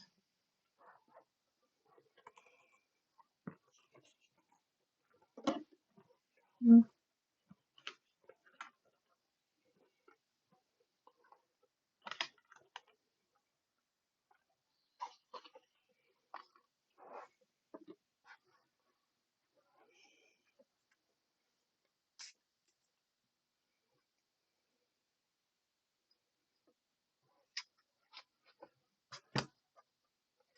Is it one or both? Both, okay. First one, life will be an adventure if you let it unfold from within. Life will be an adventure if you let it unfold from within. So it's saying like you're causing some blockages for yourself. I feel a little discouraged right now about this reading, but I'm gonna try to keep my head up. Oh, it shouldn't, it's not to be discouraging. It's meant to tell you the truth in areas you should work on based on how I've read you so far. Like it's telling you things are fine, but it's also telling you not to be hyper focused, and it's also telling you to like be more grounded, stop being too deep in your thoughts. And it's basically saying live your life in the present moment because you're not doing that as well. So like these are like the subtleties of the reading so far. So life will be an adventure if you let it unfold from within. So they're saying like allow yourself to enjoy life, which you're struggling with. You're not allowing yourself to enjoy these present moments or things that are happening right now for you. And they're telling me it's hard for you to do that right now, but they want you to try, basically. It says the path of intellect can yield a long life. This one specifically is showing me that they want you to think more in terms of your health. Hi, welcome in. It might take a little bit. I'm going through Belco's still a little. I hope you can wait a while. It's gonna take me a while. Okay, so back to you, Belka. So we have the path of intellect can yield a long life, and they're showing me the image of um health, health related things. So they want basically they're telling me to say it this way. Basically, they're saying because you're causing yourself so much stress and overstressing, it's not good for your health. Like people who stress less have better life and health in the long run. And obviously, life isn't always like less stressed. Of course, there's times where we go through stressful life events, but having stress all the time, like every day in your life, is very unhealthy. So, like, they want you to alleviate some of that. Use your strengths. Use your strengths to help someone who's struggling. Use your strengths to help someone who's struggling. That goes back to the runes. And it says, confront the things that scare you most. Confront your fears. Confront the things that scare you most. Anything else from this deck before I move on to the next one? Oh my goodness, there's too many. And it feels like this. Alright. How many? Which ones? This one. Love making can bring wisdom and compassion or mire us in lust. So that's saying like love can help us grow and bring wisdom, but it also can make us obsessed. So like they want you to like remember that. And it says your skills are the gifts you can share with others. So this is reiterating a lot of the things that were said in the runestones. Replace ignorance by studying spiritual teachings. Replace greed by cultivating discrimination. And be fierce and vanquish whatever is holding you back. Be fierce and vanquish whatever's holding you back. I feel like that was very much the cards for this deck. Alright, let's move on to the next one. Numerology's next. Let's see what keywords are coming up. I feel like I need to play keywords for you right now from this deck. So we're going to play that and see what comes up for you. They're throwing like timeout. They're telling you to take a break. Timeout. And then, ooh, why is that so dirty? Synchronicity. Look for the signs, and you mentioned a synchronicity earlier. They want you to keep paying attention to those synchronicities. Communication. Communication with who? Communication with who? Oh, they're saying the synchronicities are how they're communicating with you.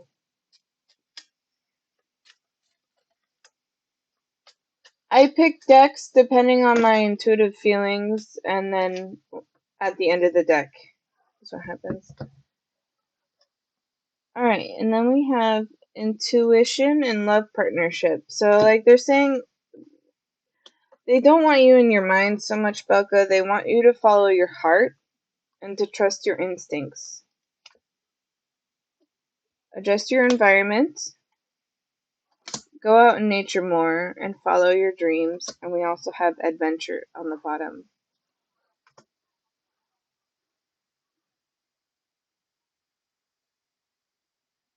Wait, who is what? What?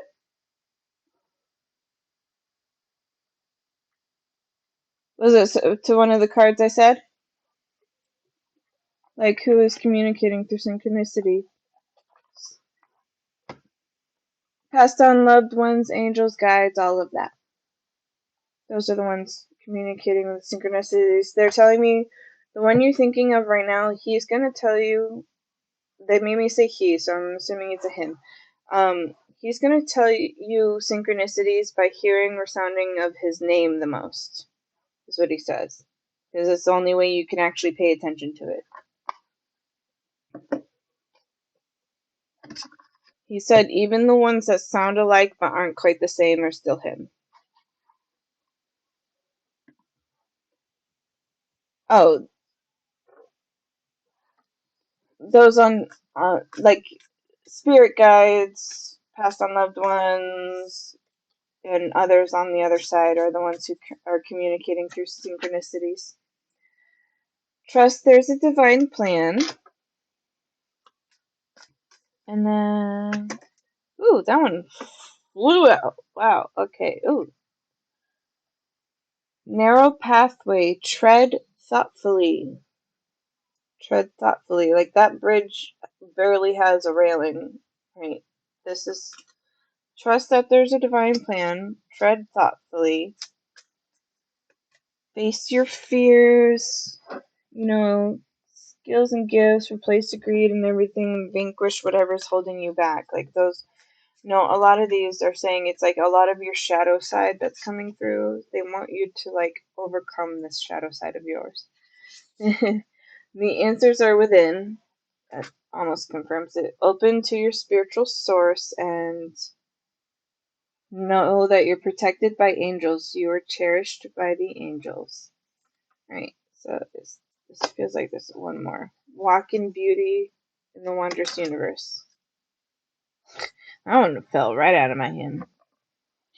Felt like it was checked out of my hand. Wizard. I don't know if wizard is significant in some way. But it says walk in beauty. Alright, let's do Shaman's Dream and then the Affirmators, and then that'll do it. Okay. I will call for you when the time comes. Also, while you guys are here, I'm going to close the queue now so no one else comes in. Oh, because there's no way I'll be able to stay up that late. Alright, let's do the last two decks for you, Becca, and that'll do it.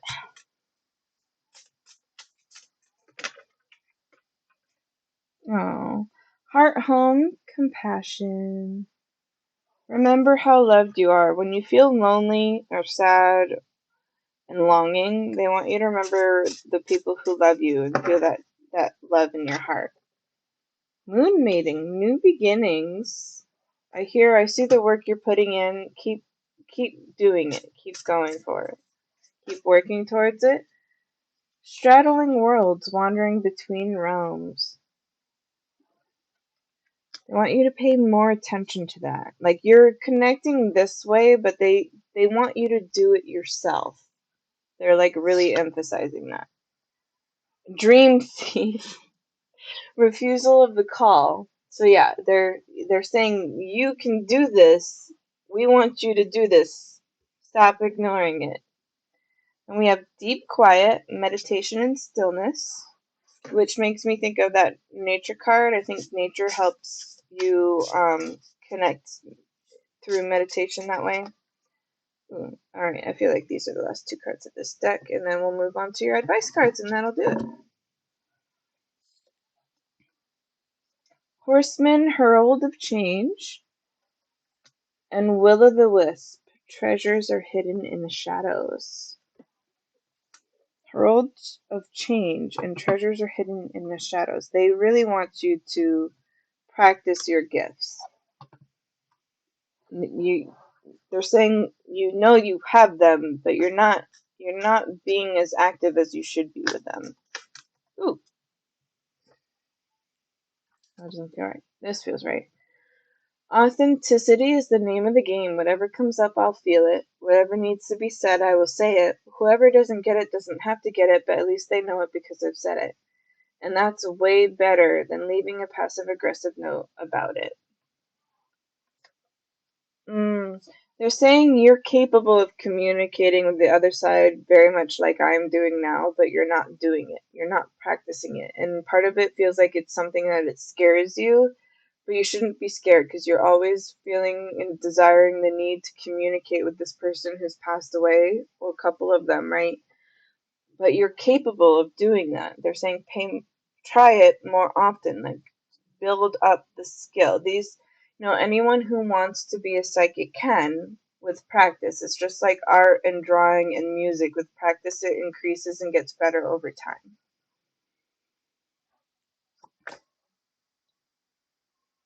Clarity. Stopping to listen to my inner self, I can easily separate my intuition from my mental chatter. The clarity of my intuition is a sweet, simple fruit that tastes familiar. And the mental chatter is confusing, bitter rind, and I shall peel it off and chuck it into the garbage or compost heap if your mental chatter happens to be organic. So like a medium. Yeah, you can practice, but even if you're not a medium, you can see signs from past on loved ones. I was thinking more like clairsentience. Yeah, clairsentience, clear feeling. That's accurate if you practice it more. Playfulness. I'm playful. So clairsentience is on the psychic side of stuff, but mediumship can work through this too. So there's a whole bunch of clairs. Practice whatever fits best for you. Playfulness. I'm a playful participant in life, and I always have the option to make something a fun game rather than a heavy burden. Mary Poppins puts sugar in medicine for a reason. The lady really knows how to party. Right, I feel like I need to do two more for you, and that'll do it. So let's see what the last two final messages for you are.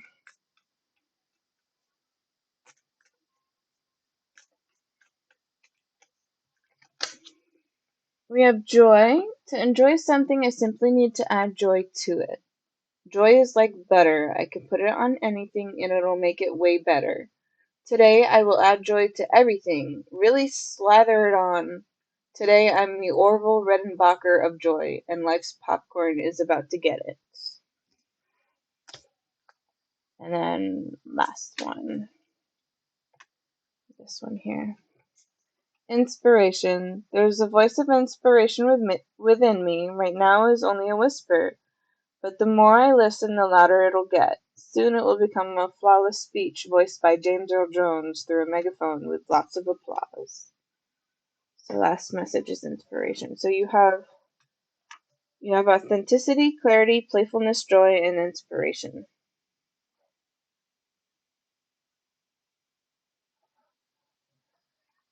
It's interesting that the reading didn't really have any insight on the original topic I had. I feel like I shouldn't have asked it.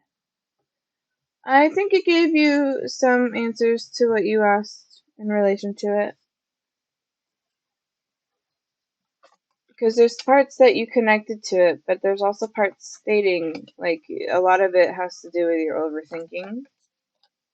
Like, the insight is more about what's going on now within me, which is good.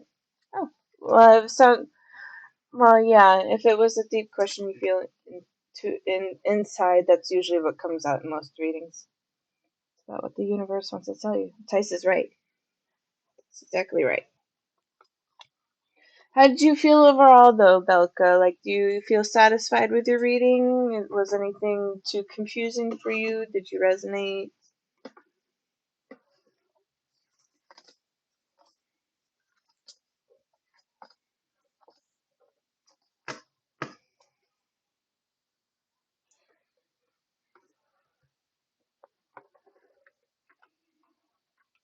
Most of the time with psychic readings, it's often based on what the soul wants or desires to know most. I don't know how to describe the feeling now. I feel like hesitant to what? Hesitant to do what? I hear the word reach out. Hesitant to reach out? There's nothing wrong with reaching out.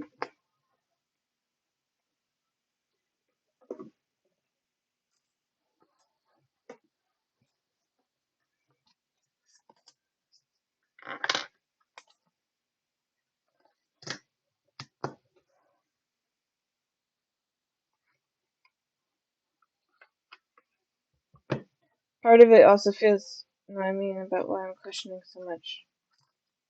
Oh. Hmm. Does part of you, they're showing me the words guilty again. Does part of you feel like you're, I don't know, do you feel like you're being like nosy or something and that makes you feel uncomfortable and guilty? Is that more so how you feel? I feel like you got a lot of answers though. Like I shouldn't because I have good memories, but then things shifted so much I feel like I messed up. It is human nature to make mistakes. It's also how we learn. If we don't make mistakes, we never learn.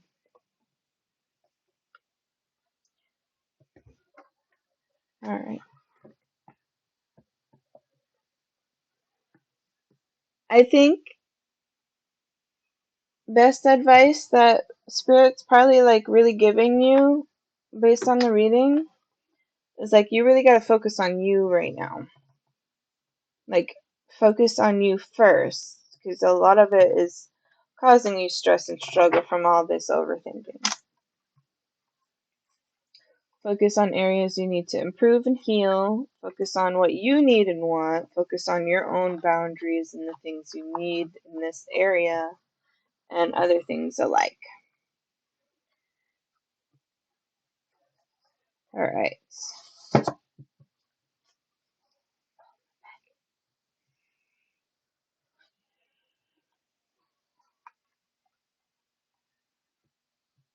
Do do intuitively feel like he didn't try to find me when he came to visit? Do you feel intuitively like he didn't try to find me when he came to visit the store recently? Like an immediate intuitive feeling.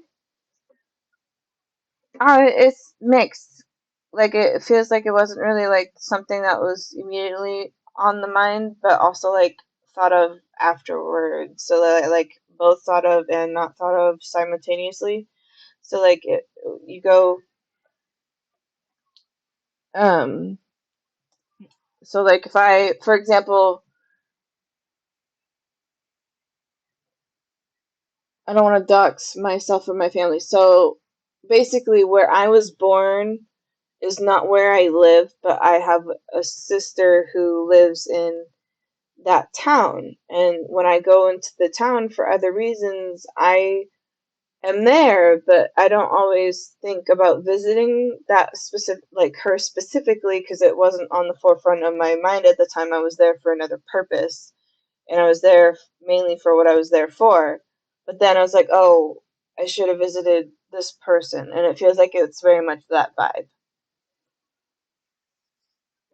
Does that help answer your question? I hope you got other things you needed from your reading. I'm gonna move on to Tice, who's been waiting in next in line. If you're all set, Belka.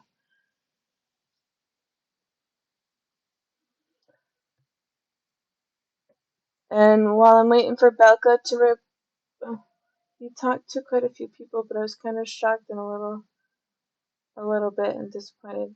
And okay. Oh, okay. Yeah. So, like, Spirit doesn't want you to, like, be that attached. They want you to have your own, like, let go of that. Like, they don't want you so attached you're in the stuck area of being overly reliant on it, because that's going to cause you more disappointment and stress and sadness because you're too attached. So, allowing yourself some leeway is better for you. And, Tice, do you have a specific question or doing a general reading? Would you like to choose the decks or would you like me to choose intuitively for you? Okay. Does that make sense? Yeah, you're welcome, Belka. Anytime.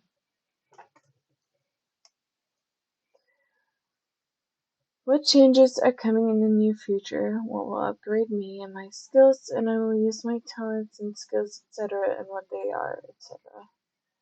Okay, I'll do my best. I tell it's a lot, but it's good. Okay, great. Any deck will do. Okay, so first thing for you, Tice, to let you know, I tell everybody who asks for like future predictions, the future is consistently changing based on your actions you choose today, and I can't guarantee predictions, but I will do my best to interpret them in whatever comes up. Also, first thing excuse me, based on what you've written before I choose your deck. Are you someone who works in like a corporate or company field? Because it very much feels that way. It feels like you're trying to like go up a career ladder to start with. Is that accurate or something like that?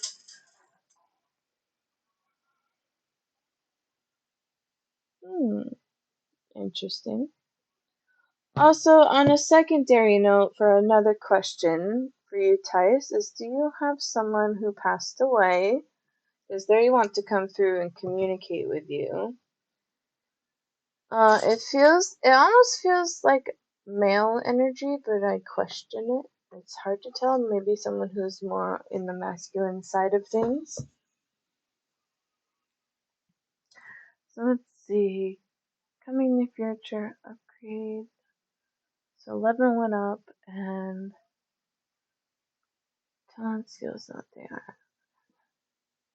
Okay, they want. I think they want me to do both of these. And I'm also drawing to this one. All right. Now I gotta put these rooms away. All right. I'll show you the decks I chose for you.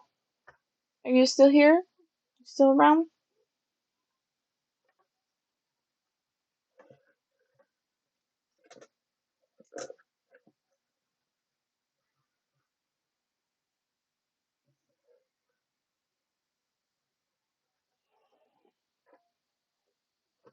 Me. So that's yes? I'm assuming that's yes? Oh, okay. So, whoop, I pressed the wrong button. Yeah, I'm here. Okay.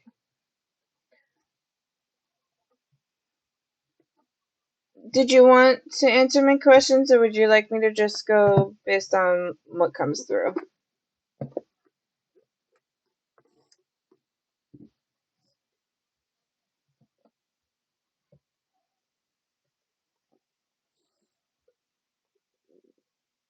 Both. So I asked you a question first was, do you work in a company or corporate field and are you trying to climb up the ladder? Because it feels that way energetically before I even picked your decks. No. Okay. It feels very much like that. Maybe it's just because of how you wrote it. So, and then the second one is, do you have a passed away loved one that you feel deeply connected to? Also, ad starts in 3 minutes for those who get stuck in ads, just so you know. The energy from the past unloved one feels male. It kind of gives me father-like vibes, or maybe uncle. He feels like he's got kind of like a little bit of a beer belly and short, spiky gray hair, and he has very distinct facial features. Almost like he's not grumpy, but his like cheeks sag a little bit. All right. Take whatever resonates with you and leave the rest. I'll do my best. Also, I want to ground my energy from Belko's reading real quick.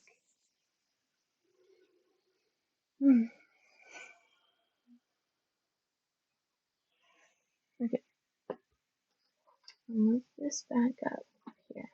Which one's first? Shaman's Dream is first. Okay, let's do this. Maybe intimidating in future.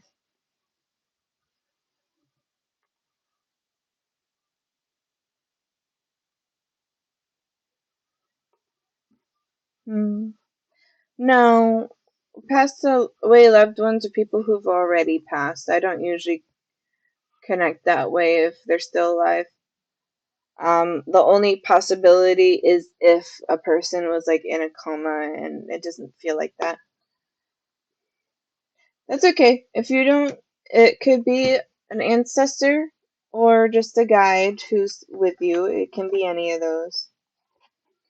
So, before I shuffle these are the decks. We have Shaman Dream, Numerology,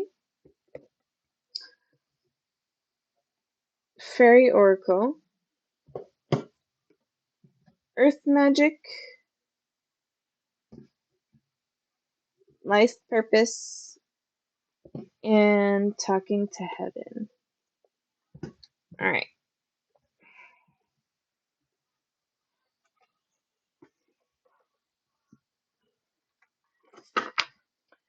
So if I go back,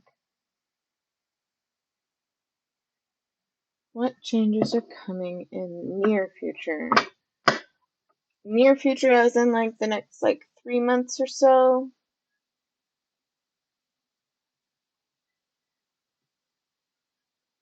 I have no these are the decks I've chosen for you. This is all of this is going to be in your reading. I have more decks than that. Okay, so let's shuffle. So near future, basically leveling up your skills and the talents to be used.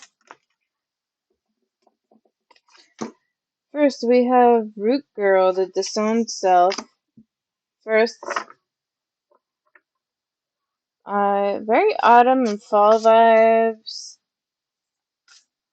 I feel like you have an interest in death-like things. It shows me like skulls and so on.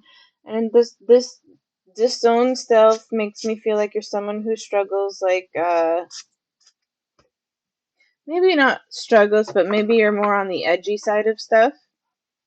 More edgy. But it makes me think of someone who like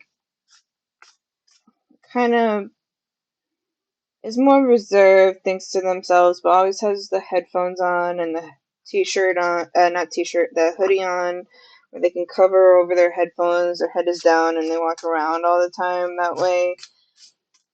A little, it gives vibes of like a little antisocial, but also a lot of self-exploration so far. I also see the branches, and I see the autumn leaves.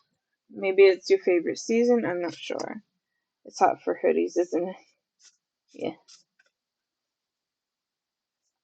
It's too hot right now for hoodies? Yeah.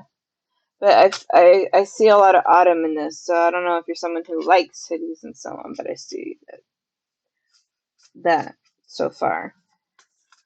So let's see what comes up. What else comes up? We have the crossing and the initiation. They're really showing me images of headphones. I don't know if music is something of your interest or talent. But I think music might be related, or I'm hearing or technology. I don't know if you're good at like robotics or something to do. Oh, and I mentioned corporate and company, so I don't know if you're somebody who's good or is interested in software, but software makes is what it makes me think of. Yeah, I don't talk to people, just headphones and me walking around and running. Yeah, a little on the more antisocial side. Skywriting the face. Hmm. They're showing me a lot of like, they're showing me like a dark room, the night sky. I don't know if you're someone who is more of a night person or not, but the headphones and stuff, they showed me like, I thought maybe music, but then they told me something more like software and so on. So I don't know if, like I said, I don't know if coding's ever interested you, but coding might be an interest of yours. Nocturnal creature, yeah, okay, great. Feast of Plenty, choices and their consequences. Hmm. So the choices and the consequences card that they're showing me, I don't know if I showed you the other one. So this was the disowned self here.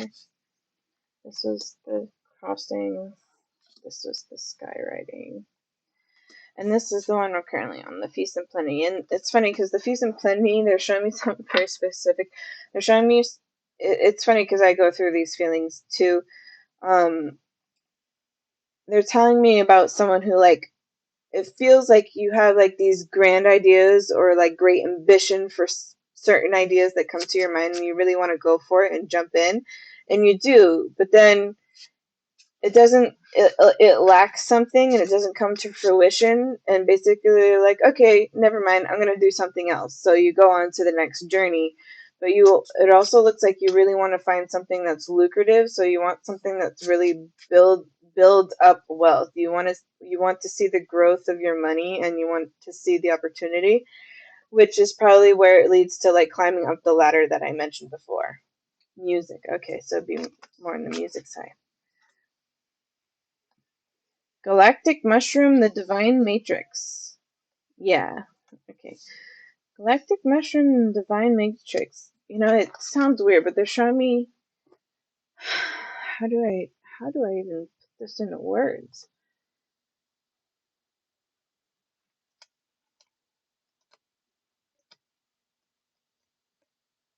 I don't even know how to put this in words. It's like a specific kind of music. It's like eccentric and a little out there. Um, mm, I don't know if you're a cannabis user, but if you are, that's like the times you get really inspired. Fun and money.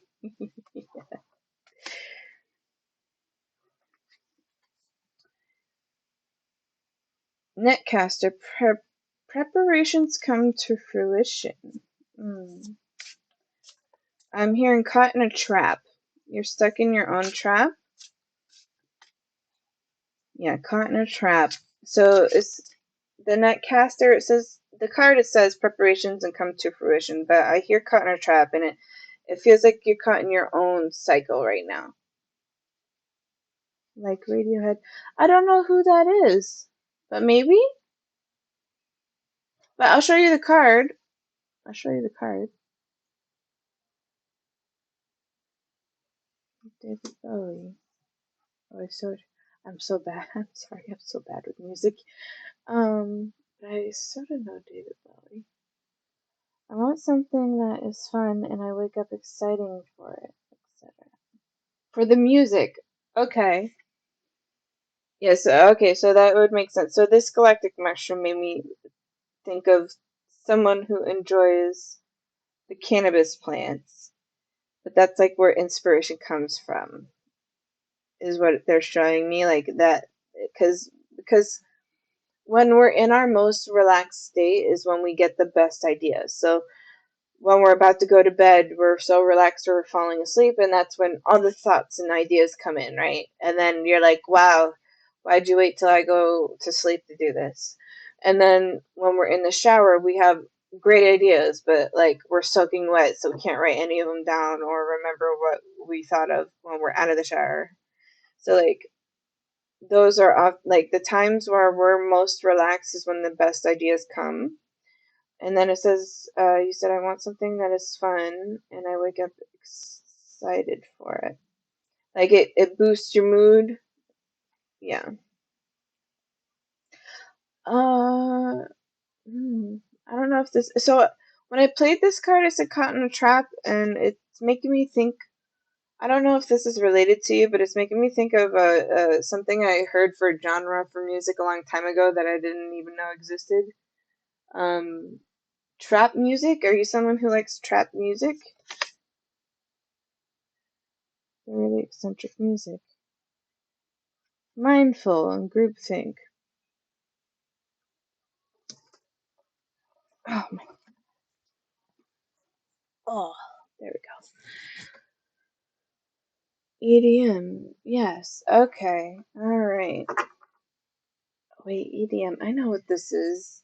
I think my ex-boyfriend liked EDM. Is uh, is that very often used in like raids and stuff? Okay, so yeah, like really hyped music. I love EDM. Okay. Then we have mindful and groupthink, which is the next card. So this makes me think this is like your opportunity. So like EDM and raves, yes. Oh, raves. Thank you, Belka. That's what I meant. I meant raves, not raids. Okay, yes. So this group think feels like it's your answer. So it's it makes me think of like your favorites, right? Your favorite songs. Take each of them and listen to the parts in each song. Listen to the parts you like most. Obviously, copyright, you wouldn't be allowed to like take people's music, but certain parts of each music you like specifically and use that as a way to remix and mix what you like most and see what comes up. So like this, if you look at this card very carefully, like there's so many elements to this card. There's so many different things. There's like a monkey or human face down here. There's a flower there. There's a key. There's a library. There's a clock. There's an umbrella. Like there's so many different elements to the one photo. So they want you to like do the same thing with the music, but do it based on the parts you like most. They're also telling me don't make it too hype because people will get bored with that.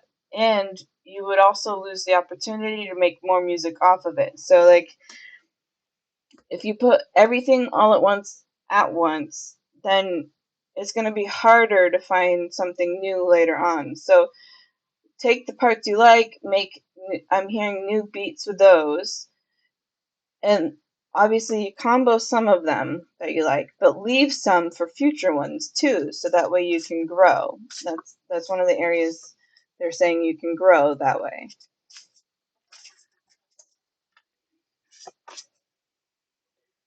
Lost compass, getting back to integrity. If and I see the headphones again. So they're also showing me like someone, I don't know if you have like a soundboard or like a something you do on the computer to make the music.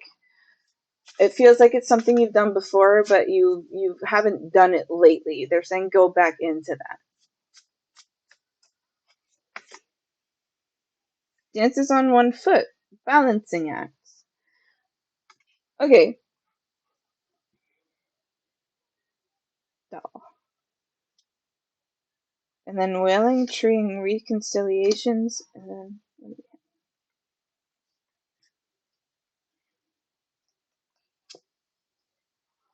the wall and obstacles. Interesting. So we have dances on one foot, balancing acts, wailing tree, reconciliations, and the wall, obstacles. So, and they're giving me an image. I don't know if this vibes with you or not, but they're giving me an image of someone who has roommates. So it's hard to do certain things. Is that true for you? Whatever works for you. I don't have much music experience, so I'm sorry I can't be more specific. And jeweled web connectivity. Studio sounds right. Also finding your community. You don't socialize much outside, right? But they're saying like finding your community, like online, even like your own social groups online, would be highly beneficial to you because you can bounce ideas off of each other. You can make music together. Music is a universal language, right? Because like it doesn't require for you to study or learn a new language every time because everyone learns the same thing for music. So it's a universal language and they want you to think of it that way. Find your tribe. They're saying find your tribe. Let's move on to the next deck. Let's see what comes up.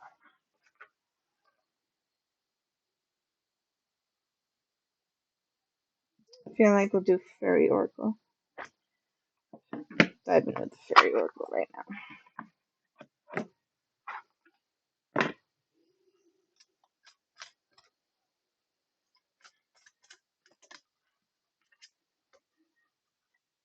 We have the Merlin, guidance, mentorship, and the teacher of old ways. Ooh, this, for some reason it gave me an image of steampunk with this card. They gave me an image of steampunk, but it gives me an idea that you should, with your music, you should have a very, like, I'm hearing you want to stand out.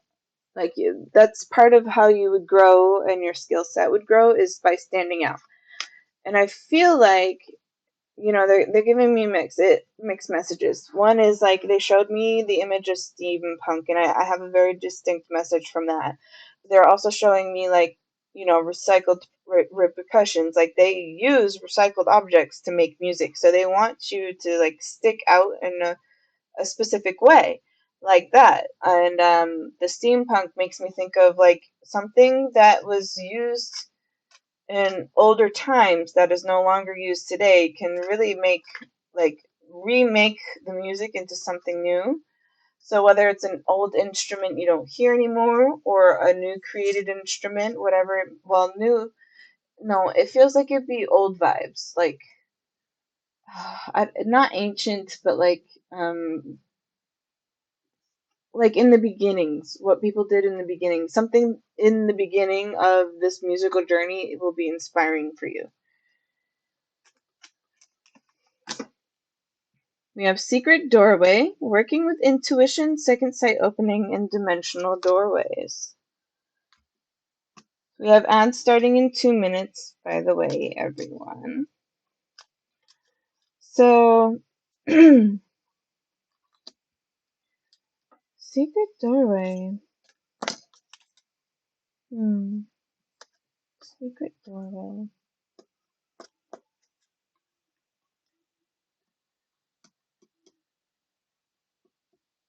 Not yet. I'm on Tice's reading right now. I'll,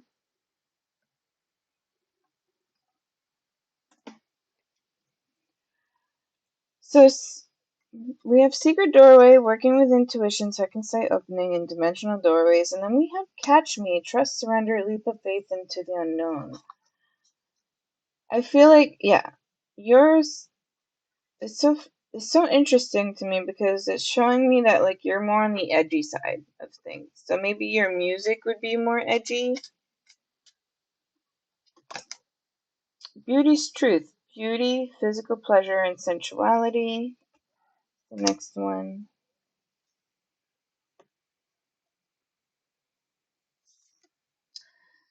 If you have lyrics to it, I get mixed messages. First, if you have lyrics, they're saying like focus on the things that like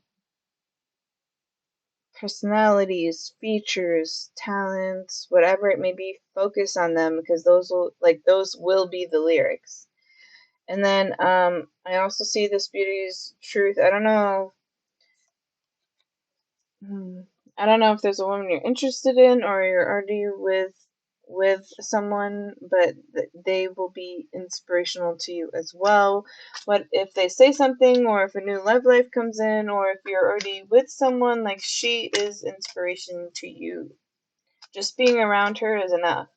Like a muse, yeah, very much like a muse. The unicorn and the maiden, communication with unicorn, purification, and undercover action.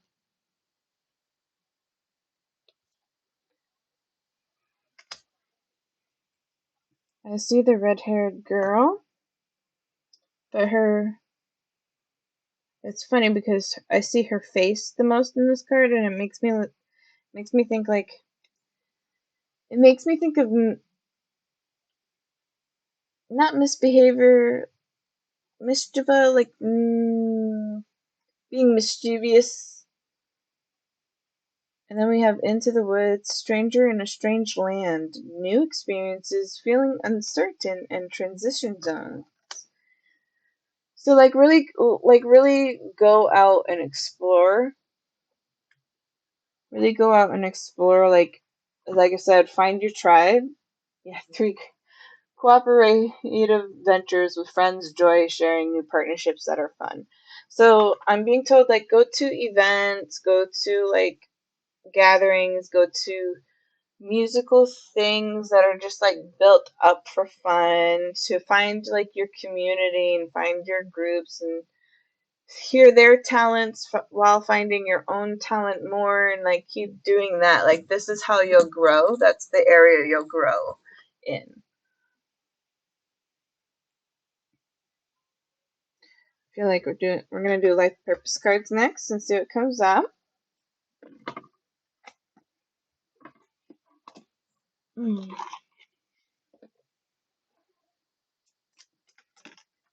Hmm. Okay. We have counseling. You heal with kind words, wise advice, and an emphatic ear. This gives me a very specific message. If what you want to do is music, and if your music is going to be ones with words, they want you to make sure you pay attention to the current time. Like think about how to make it timeless. So like the generations now will want. oh, Are you guys in ads? Are you still here?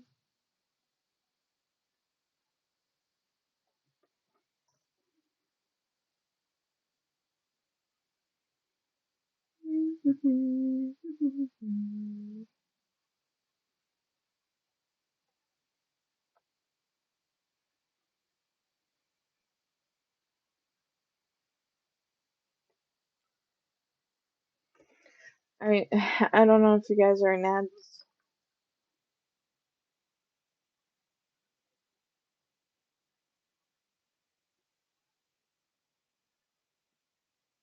Hmm.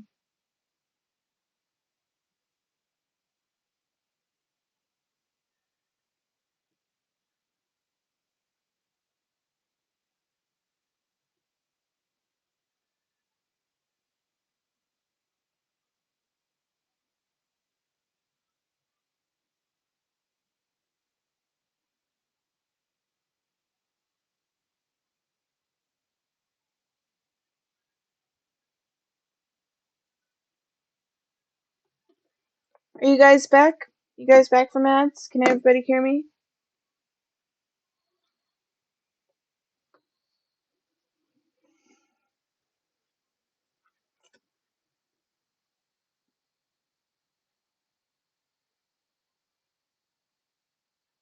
Okay. Yes, Kesla, you and Belka have subs, but I don't think Tice does. I think they would have been in ads. Okay, so I'm going to assume Tice is back. I was saying if you choose and try to aim for music as the goal, right? Um, this card with the counseling that says you heal with kind words, wise advice, and an emphatic ear. Um, it's giving me a very specific message about like make it timeless and think about the generations, those who were, those who are, and those who are becoming, right? So like today's generation, like they have new slangs and everything, so they like new type of music or they listen to specific things versus like our grandparents listen to very different things. So part of your music journey is to somehow make that timeless. Okay, Belka, thanks for watching and being the first to read. Have a good night. You as well. Sleep well. Alright, let's see what else comes up for you in this deck, Tyson. We'll move on to the next one. Builder. Your innate ability to build and create brings you a deep sense of accomplishment. So I feel like I mentioned you going to communities and finding your tribe, but maybe you should build it. Like maybe you should start and found it. Says you're on the right path. Keep doing what you're doing because it's working. So the direction you want to go in and towards is meant for you. I'm being told to tell you it will take some time and effort, but don't give up. You know, it's so easy to give up. Environmentalist, you're an earth angel who was born to protect nature and teach about nature and the animals. That feels like I'm. Are you a dog person? It feels like maybe you're a dog person or something like it, or have pets in some way. I feel like giving up. Yeah, they're telling you not to give up. Nope. Oh, interesting. Okay. So maybe they're telling me to maybe you should socialize more because dogs are very social. But you did say you like to go running, so maybe just being out in nature is really like really good for you, and the cool breeze on your face feels like that's something you pay attention to. Then we have freedom. You're free to do what you choose. So if you change your mind, you're allowed to, and allow yourself to change your mind if you want to. I'm not that close to the animal kingdom. That's okay. I don't know why, but yeah.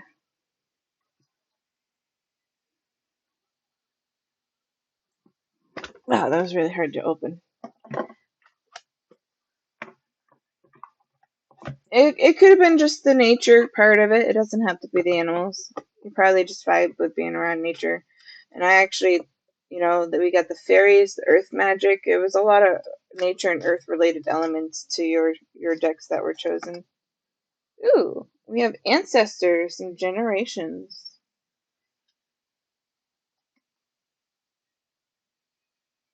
I don't know, you know, nope. Oh wait. Maybe it changed in future, but for now, nope. Oh, no worries.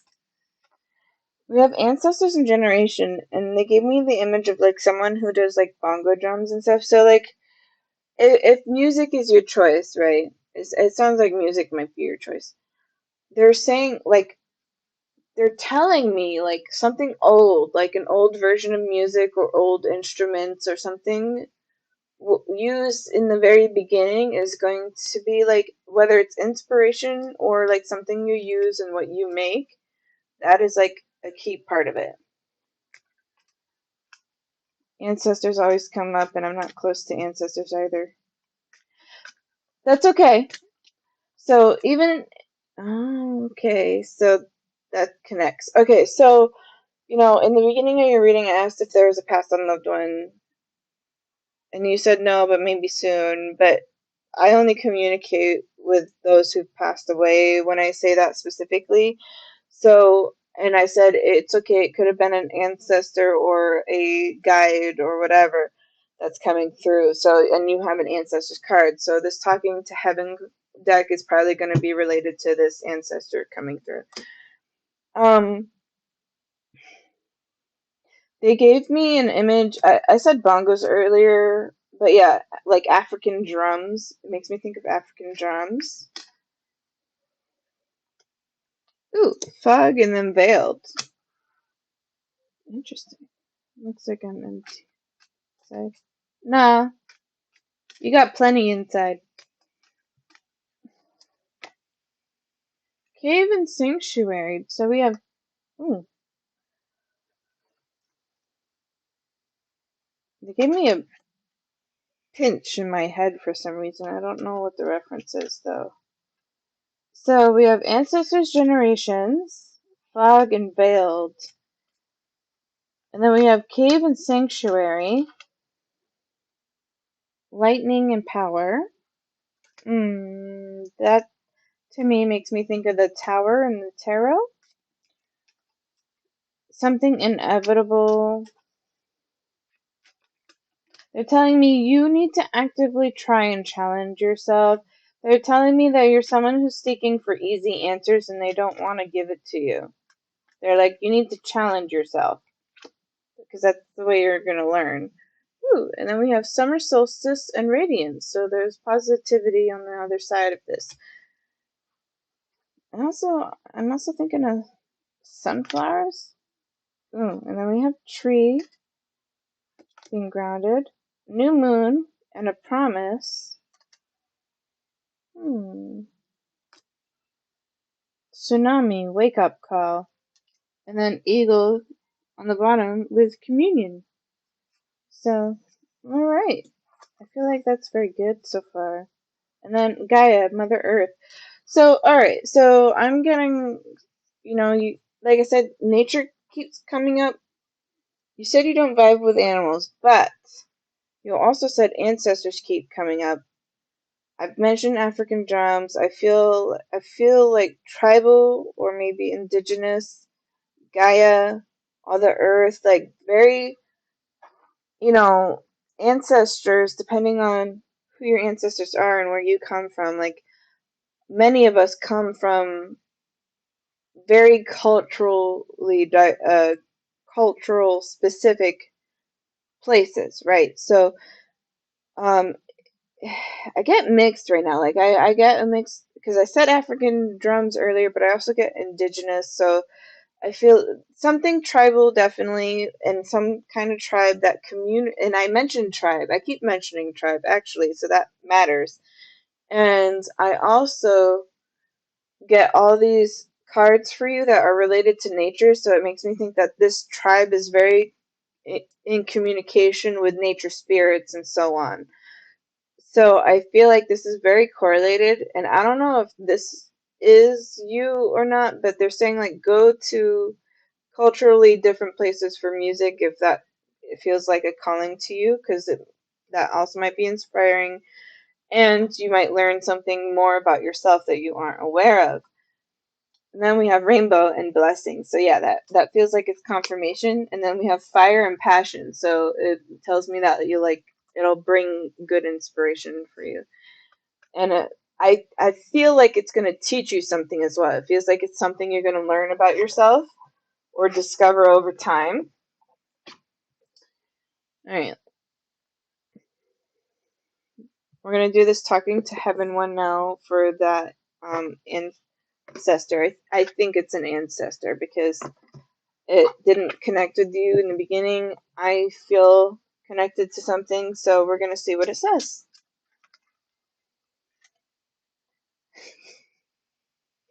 So you said you don't vibe with animals?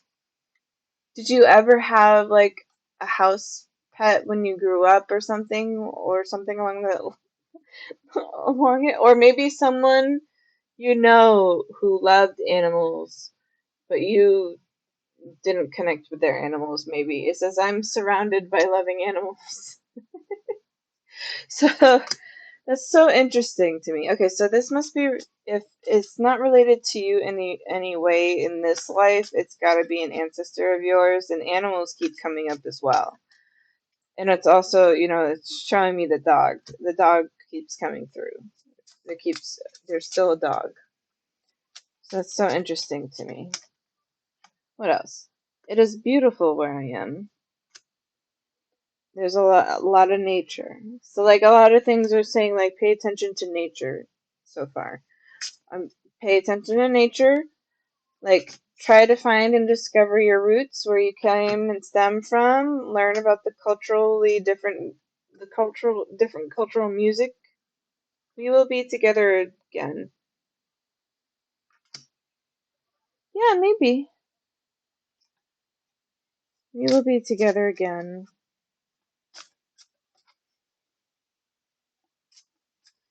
Seek us out. Come find us. Seek us out. Come find us. Thank you for following.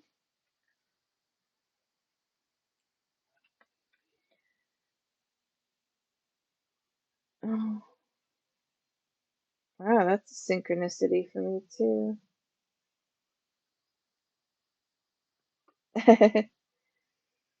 My mind is free. That's so interesting. Yeah, thank you. And I will always point you in the right direction. The earth is our school. So yeah, it feels like they're trying to, like you're being guided.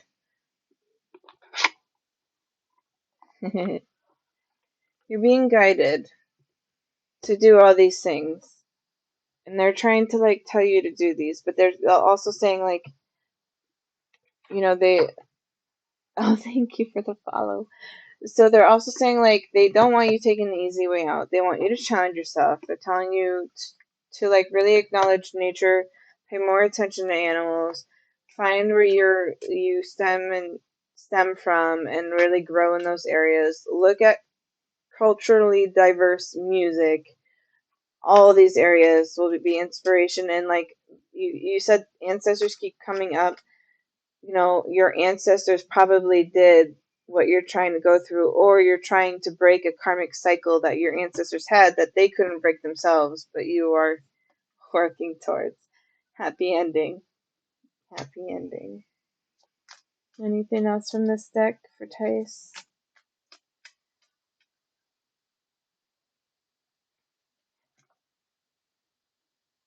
Okay, which one first? Thank you. We have happy ending, health, moderation, surrender.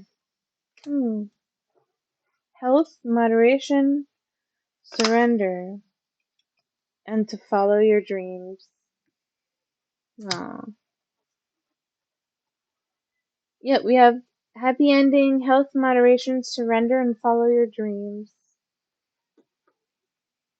Dog. Yeah, and nature's on the bottom of the deck. So nature is very involved. And like I said, I saw African drums. I keep seeing like old instruments of some sort for you. Ad starts in a minute, everybody, just so you know. So, I feel like I'm at the point in your reading where I'm kind of just repeating and reiterating it. Do you feel like you got what you needed, or do you have any questions and so on? Being out in nature helps you connect to your ancestors and the spirits.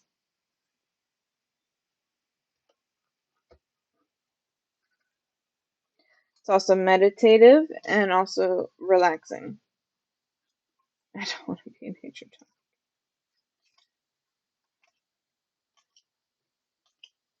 But they're also saying pay attention to animals. So I think because I kept saying tribe as well, I think maybe like they're spirit animals for you. I hope ooh, what just happened? I hope your reading resonated with you. Um, Let me know if you have any questions. But I think uh I think maybe you have like spirit animals. Okay.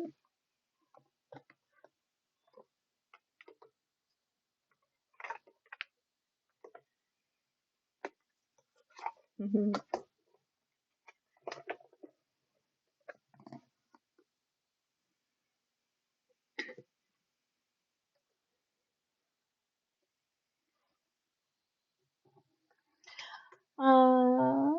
You guys are in ads, I think. Hey, TC, it's your turn.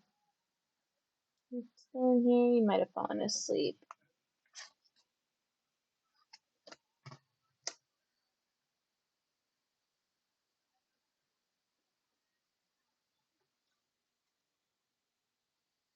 Mm, Come on, just take some moments.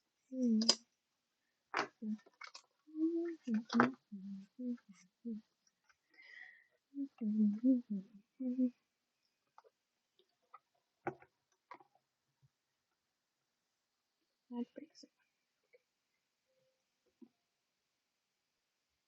Thank you for the follow.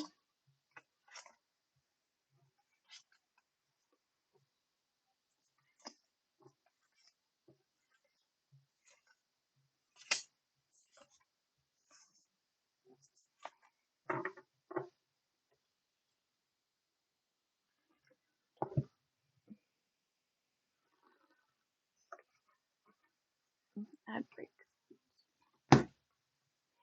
In 30 seconds. Okay, ad break ends in 30 seconds. Keep finishing up my. Just pulling it on.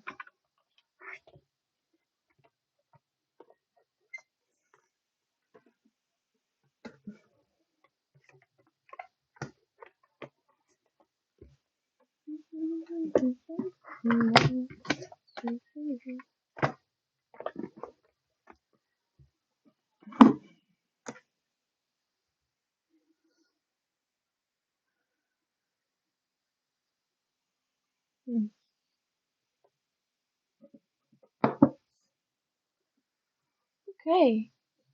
It says ads are over. Hey, TC, it's your turn. Are you still here? Did you fall asleep? I know it's a little late.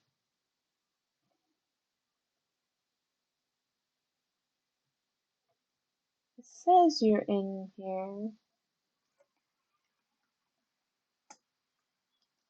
It's your turn. Are you still here?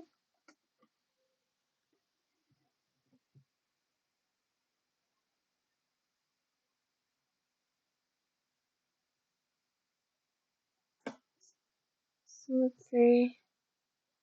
Hey, TC's turn is now. If you're still here, they're showing on most viewers. Yeah, they did mention earlier though they might fall asleep depending on how long it took. So I'll give it like a couple minutes. If I need to, I'll just move them down one. I might fall asleep by the time my turn comes if I don't respond. Yeah. TC, it's your turn.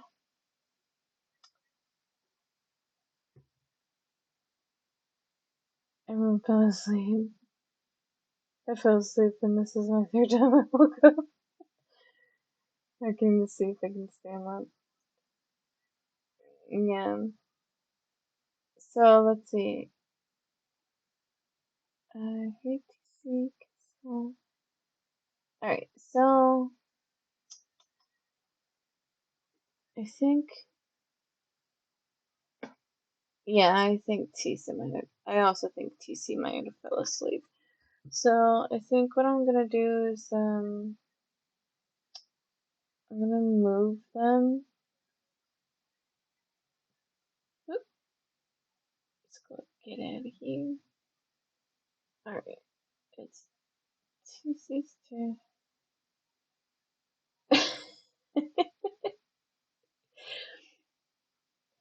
Well, you guys, if you're tired, like, don't force yourself to stay up. I'll have readings again. You can always come in again. Don't feel forced. It is almost, oh, I'm in Eastern Standard Time, so it's almost 2 a.m. for me. Okay. Alright, so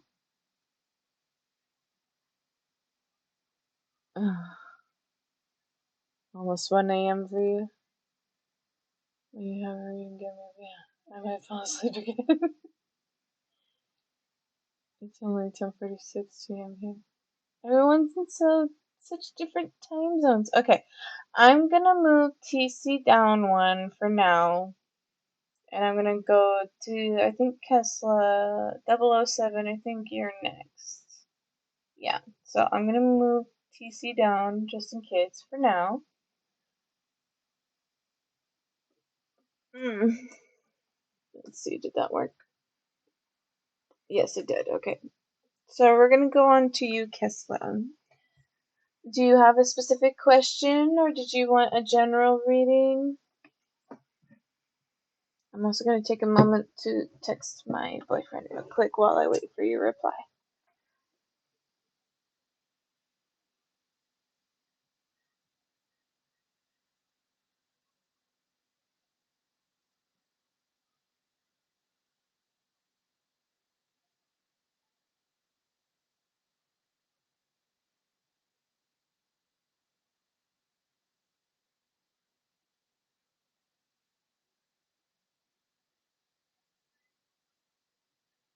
Nine, 10,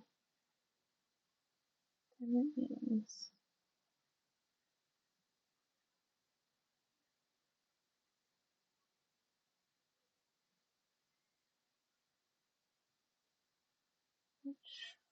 Three,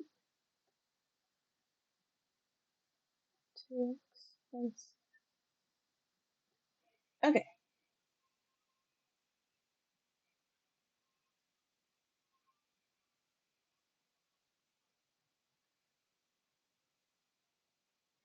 Journal to what I should hear and maybe some relationships if called to. Okay, I'll just see what comes up for you if you're open to that. My readings tend, I mean, I try to answer the question when there is one, but my readings tend to be more healing. They're more healing to the heart most of the time. No.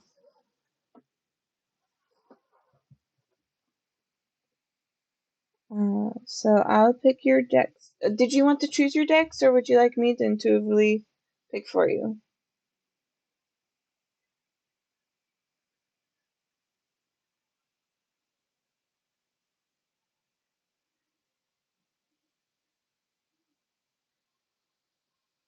Let me pick. Okay, great. Give me just one second.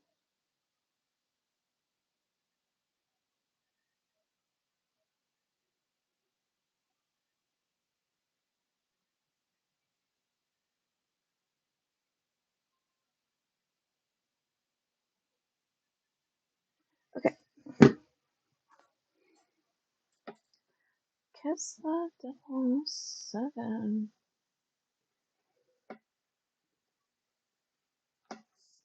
Oh, got spirit animals for you. We also have the Divine Tarot.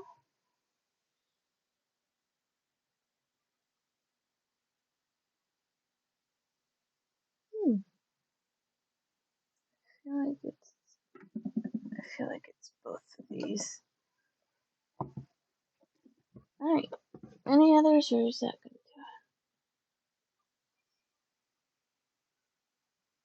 it? Really? Okay. Alright. Anything else? Yes. Alright. Alright. We got one tarot deck and the rest for oracle cards for you, and one that is not technically an oracle card, but it'll have key meanings and phrases that might stick out. So we'll see. We'll see. So Tarot of the Divine, we're gonna play this first. But we also have the Spirit Animal Oracle, Fantasy Cats Oracle, Energy Oracle Reading, Moonology, and the Calling Cards. For you! It's so funny because I feel like just based on the decks alone and what was chosen, like we have the cat oracle, spirit animals, energy, moonology. I don't know if you're more in the witchy side of stuff or like ritual moon cycles and like all this energy related stuff. That's very much coming through in your decks. So let's see what the tarot says. I may or may not read from the book, so we'll see what this says for you. I read tarot and working on the clairs. Oh, okay. Oh, I read tarot. I read that wrong. I read tarot and working on the clairs. Okay. All right. Yes. So for me, because tarot is so specific, what I like to do is I interpret them first and then I'll read from the book. I don't always do that. It depends on how I feel at the time and if the message has come across. So, Kessa Devil Ursa. First one is Seven of Swords in reverse. And I see the smoke. I also see the shadow side, shadow work. We have the High Priestess in reverse too.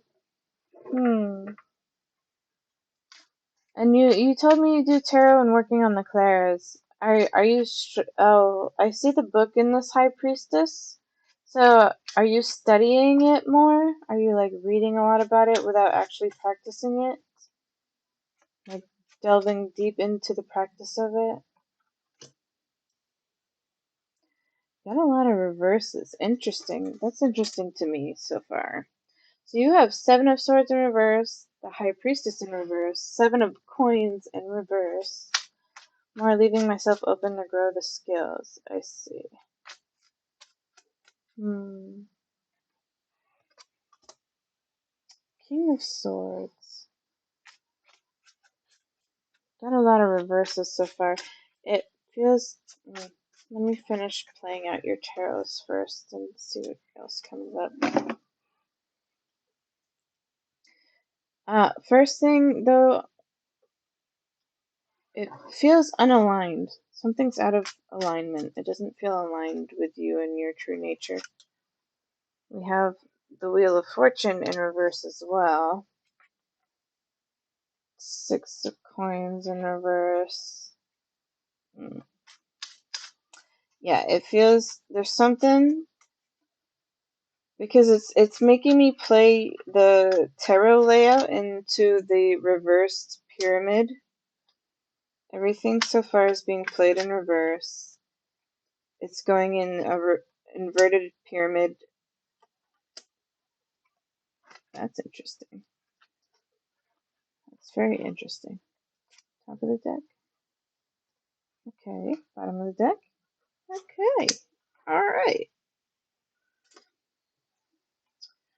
So that's fascinating. So you're the first one I've played this many tarot for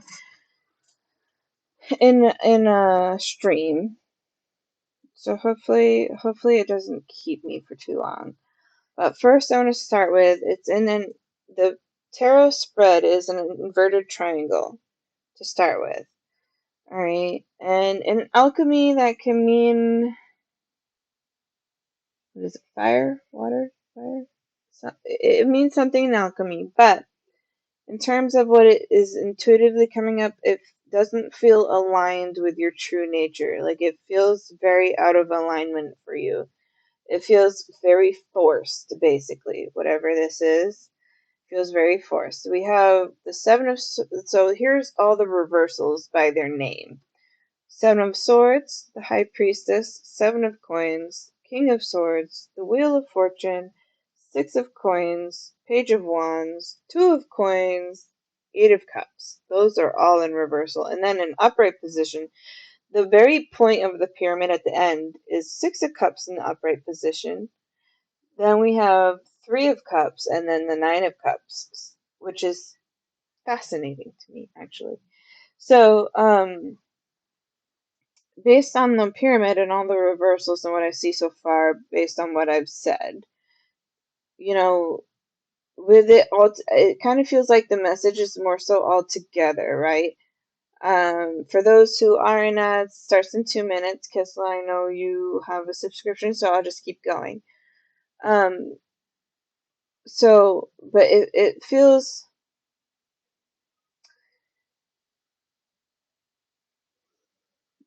like it's being forced. So like there's something you don't feel aligned with here. And because you're trying so hard to be something you're not, you're actually causing yourself to be out of balance this way. And then we have you have a lot of swords. Swords is related to the thoughts and air. And then you have a few pentacles as well, which is related to the material and the like earthly possessions. A good mix of elements though, for the most part. I see the moon.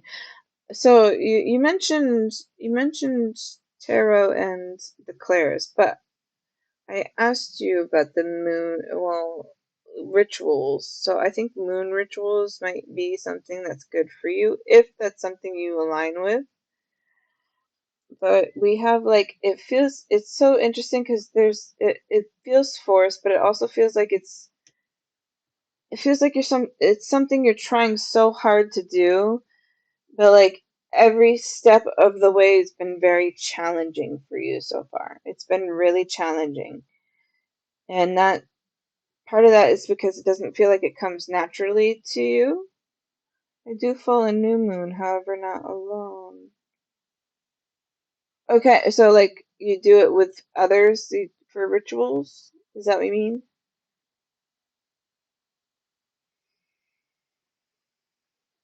Because we also and okay, there's the witchy side. So you are in the witchy side of stuff. Okay, so coven very much vibes. Hmm. So that's interesting. I wonder if this is correlated with both then, because coven like witch, Wiccan, coven, whatever it is, right? They do these things too, but they have their own ways of interpretation. So maybe that part of this where it feels like out of alignment is a struggle with it. Like having to decipher what is what for you might be the struggle. Because the inverted triangle wouldn't have shown up otherwise. And not only that, but like I keep hearing alchemy. So there's something with alchemy, magic in relation to it as well.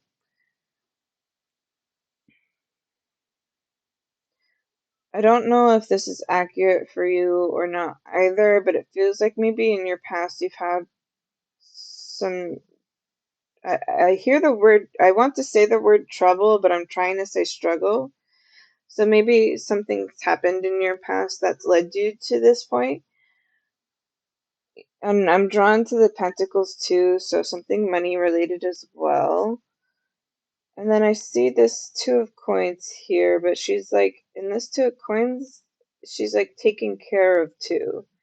And it also makes me think of orphans and so on as well. It feels like someone who has a very, very deep and complicated and like um background. Like it's a story. Like it makes for a great book kind of story. Like this life is what people would watch in like movies and read in books, and it'd be a series, is what I see so far.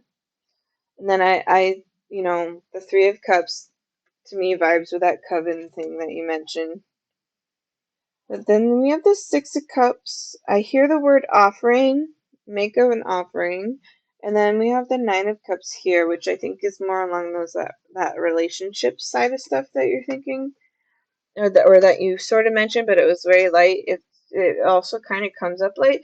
It tells me like you're in the state where you feel ready. I'm assuming you haven't moved or like you haven't gone back into the field, but emotionally you feel ready for it. So if you go, like explore your options and choose the one that feels like a best fit to you, like you're the one who's gonna make the decision. You're like, this is my person, and I'm going to keep them. Is how it feels. I hear the word mistrust. You have maybe you're someone who struggles with trust. It also it makes me think this coven is very deep to you. Like it's a very deep sisterhood to you, and it feels like it's like they're like your support system, and they were there for you in many very difficult parts of your life, or like it came together at this like when you got there, it came together in the end, and this feels like your support system now if you didn't have it before. Because they're showing me someone who might have been mistreated um romantically at some point, and that was a very deep wound that's taken a long time to heal. But like they're like this is saying like you're in control of this now. So like you feel ready, but you can also be the one who chooses your partner. Your partner is a choice. You don't have to put up with them. You can choose to be with them. So let's see. Um yeah, I'm not going to read from the book from these. I think that was the overall message for the tarot so far. Like they usually have specific meanings, but the way I'm reading them for you is very much more based on how I feel about the reading. Hi, welcome in. I'm sorry I closed the queue because it's like 2 in the morning for me and I am only on like the second or third reading. Sorry. Okay, so if I go back, what was I saying? So yeah, it feels like you've really had a huge journey. You've had a very large journey. I feel like your practice with the tarot and the clairs, or you said you read tarot. I feel like you're probably more on the specific side of tarot, like you're really trying to like study it well and like really understand it, and I think that's great. But like also leave room for the interpretation part of it as well. Don't only do just the meaning, but do the interpretation. And then the clairs, like it feels like you very much got the clairs down. It feels like you have that. Like the tarots are a stepping stone for you. You don't need them if you don't want them. You can do it without them. But they're telling me a couple of things. They're telling me it's not a clair, but it is a psychic insight, and it's psychometry. It's when you touch items and you get readings off of these items. So whether it's like an old pocket watch or someone's like clothing, and they're also telling me you do the one where like if someone has an image of a person or something that belonged to them, that's how you communicate. So like that it's very, very close and in depth for you. This is more aligned with how you actually do readings. So like the psychometry, the touch of clothing or the item or something like they wore every day or a picture of them, like that is very much how you will have a deeper sense, at least, of your clairsentience, because that's the feeling side of stuff, and you'll feel more connected with the items and the photos. To start with, that's probably why I said there's something. I think that's probably along the lines of where I said there's something that isn't in alignment, but I think that might have been it, maybe. But take what resonates with you and leave the rest, whatever vibes. I read pictures on cards, not so much based meaning, and I just do a reading of photo recently as ironically, and it was the first time. Oh, okay.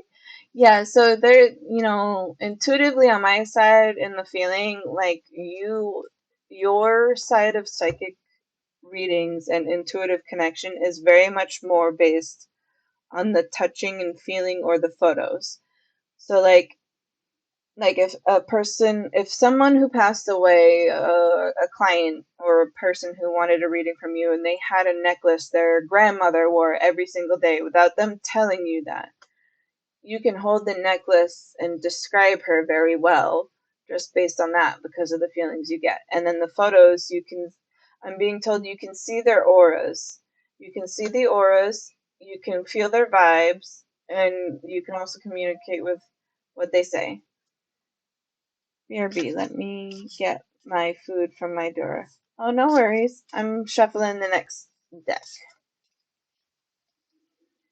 So, let's see what's coming up for you. Fox.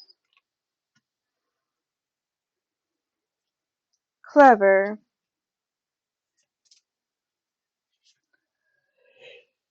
Excuse me. Whew, I'm just gonna grab a drink real quick.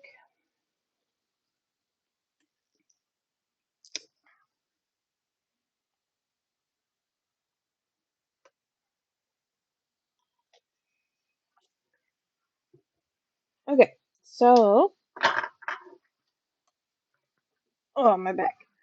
So we have Fox and Clever. You are swift and smart. Solutions to problems are easily found. Always listen to your instincts. Sticks out the most. Always listen to your instincts. Resources surround you. Be open to romance. Resources surround you and be open to romance. So the always listen to your instincts sticks out the most. And the picture of the foxes together, well, one, it feels cute, fluffy, and warm, okay, cuddly, and everything. But it very much gives me like mother vibes. It gives me like being a mother. It's funny because the two of coins, I also kind of got that. It felt like even if it doesn't resonate with you, it might come across as a different interpretation. But like this two of coins, I saw a caretaker of two, and I thought of like orphans, adoption, or something along those lines. Um, but I very much get mother vibes, and being like I'm hearing looking out for those like you, or looking out for each other, kind of thing, is what is coming through. Then we have elephant, greatness. Love is your strength, leadership is your path. Your wisdom inspires everyone you meet. You can overcome any problem. You will naturally and easily achieve success. So you're really like watching. Hi, welcome in. I'm sorry. It's like 2 in the morning, so I closed the queue. Sorry. I might come again tomorrow if you want to keep an eye out. I just don't know what time yet. Sorry. Okay, so you can overcome any problem. You will naturally and easily achieve success. And to me, that feels very much like you kind of like you're already breaking through so many obstacles and paths and everything you've really like gone through. Like I feel like you're a force to be reckoned with, right? And how far you've gone through these obstacles you've had. And I also feel like you really are learning how much you're growing right now as well. And you're learning new things about yourself that you didn't really realize were there, but you're starting to see it more and more, and you're going to continue doing that. Oops, why did I flip that back over? All right, we have unicorn, infinite possibilities. You are the sovereign of the seen and unseen worlds. The magic of love surrounds you. Beauty transforms you. Listen to the spirits of life. Light. I said life. Spirits of life. Listen to the spirits of light as well. Abandon the darkness. Go beyond the ordinary and become the legendary. Embrace the unique side of you and all the weird and strange things that come along with it, because that's what makes you you. And they're showing me to they want me to say something someone who did a reading on me like the other day said. And I never really thought about it from this perspective until she said it, but she's like, you really got to think about it. She's like, you are someone who embraces this world of like the intuitive nature in a world that doesn't necessarily agree or believe in it in the same way.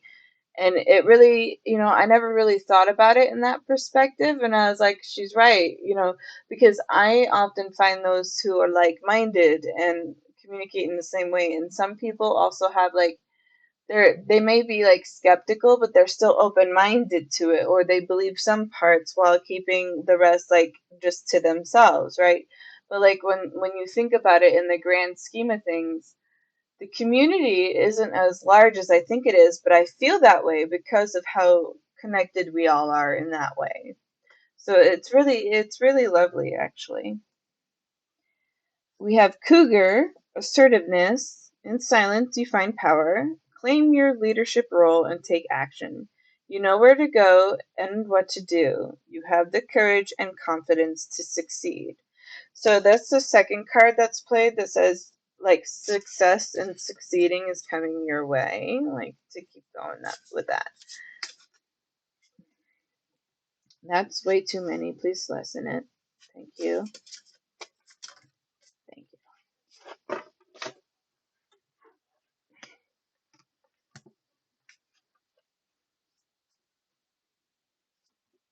Thanks. Ooh. And then we have butterfly, rever, reverse, river. Butterfly, rebirth. You can reinvent yourself, open to the rewards of change. You have brilliance to share with the world. Love every part of your journey. And you've actually gotten subtle hints of butterflies throughout your reading so far. So, like, butterflies are really mentioning the metamorphosis and the transformation that's gone so far. I feel called to do my energy deck next. So, let's do that next.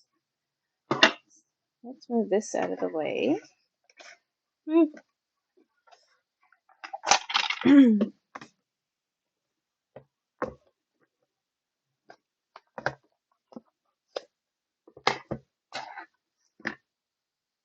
going to shuffle these. It's just like the tarot. They also let me shuffle them in reverse and upright positions. I actually haven't used this that often in the streams. So let's see what comes up.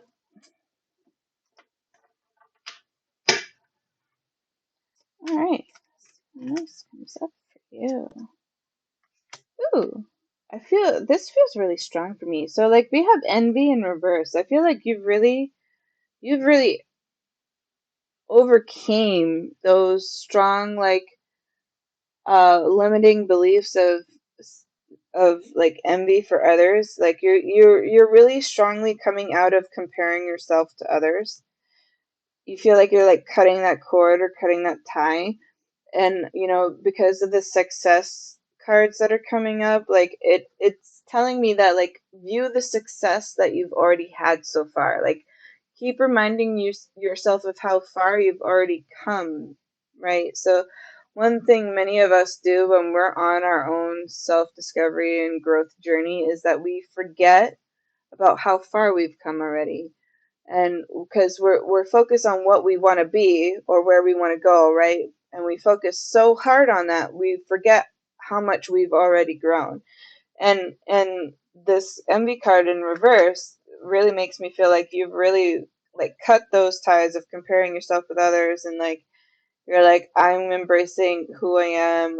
I'm unique for me. Like, I don't need to be comparing myself to others. I'm different for a reason. And it really feels like you've really embraced that so far. Ooh, and then we have fourth chakra, Archangel Raphael. Fourth chakra is the heart chakra. Really open, really loving. I feel like that's very much, that must be the motherly vibes I'm getting from you. Like, it very much feels like you're open to this. And Archangel Raphael is often related to like health and so on as well. So I'm hearing you were healthy. So I don't know, maybe you had something where you had to really like overcome something or not, but like they're telling me to say you are healthy. So maybe there's something you were worried about. Um I also see a wolf in the clouds behind him in this card. I see the wolf behind him. For some reason, I don't know if wolf has a meaning to you or if you vibe with them or not. Then we have the thinking woman in reverse, and that feels like it's very straightforward. It feels like you're you've started following your heart more instead of your mind. So like a well balanced person has equal parts mind and heart, but a lot of people, struggle going between having both and being in alignment with both. And often when we make decisions, it's one side or the other instead of being balanced on both sides in favor of. So the thinking woman in reverse makes me think that like you've started becoming more open to following your heart, but you're often someone who I hear the word practicality, and I keep seeing the books. So I don't know if books are something you feel fond of, or I don't know if you write spells, or if you do gratitude journals, whatever book related thing you do, it's really sticking out in your reading.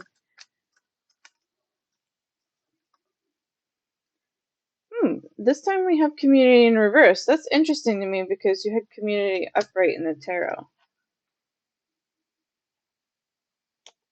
So this being in reverse, though, it kind of gives me a specific message. It feels like, it almost feels like there's three girls in here in this card, but I'm drawn to the one in white, and the only difference to me that it looks like is because she's facing away from the others. So it makes me feel like she feels like she's an outcast, or like not, as if she doesn't belong right away.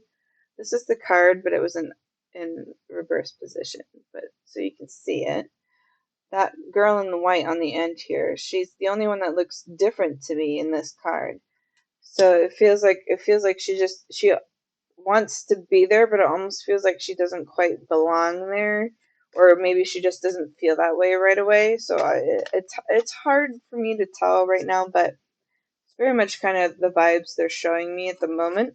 I also see the gauntlet at the bottom, and I feel like water, something to do with water. Maybe drink more water, or something, have water around you, something to do with water. Ooh, and then the temple path. The temple path. Hmm. It's funny. I mentioned water, and then I see this, and then it makes me think of, uh, what is it, Hercules? It makes me think of like the Disney movies where they have you go inside this and there's a pool. There's like a pool of water, whether it's like a bird bath or if it's like a pool in the ground. It makes me think of that.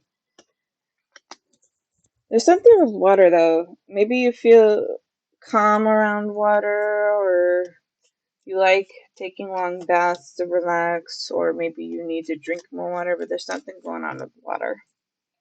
I hear nutrition as well. Um, and I hear the word malnourished. So I don't know if you're someone who has ever struggled with homelessness or grew up in a strength, and I have a wolf with moon charm on keys. Images of water is claiming form me in great division. Oh, great. That's good news. Ooh, two cards just fell out. We have appreciation. I feel like I need to upright this. Put this in the upright position. I see the lace cloth that she's holding, which is covering a wound because she was touched by the prickly thorn of the roses in order to get to the beauty of the blossom, right? The flower. So, but it makes me think someone who's gone through, like, yeah, it makes me think of someone who's really gone through some serious struggles or pain or hurt and so on, really work towards it, like heavily work towards this. And but the ending has come to like fruition, and it's really grown, and like basically all the efforts, it's saying all the efforts that were put in have really been growing, and also like are worth it in the end, is basically what the message that's coming through for that. Ooh, and then we have a man holding a coin. I'm gonna be honest with you, this card drives me nuts sometimes because I'm like, I don't understand what it means. So I might read from the book for this. This man holding the coin. I feel like there's someone.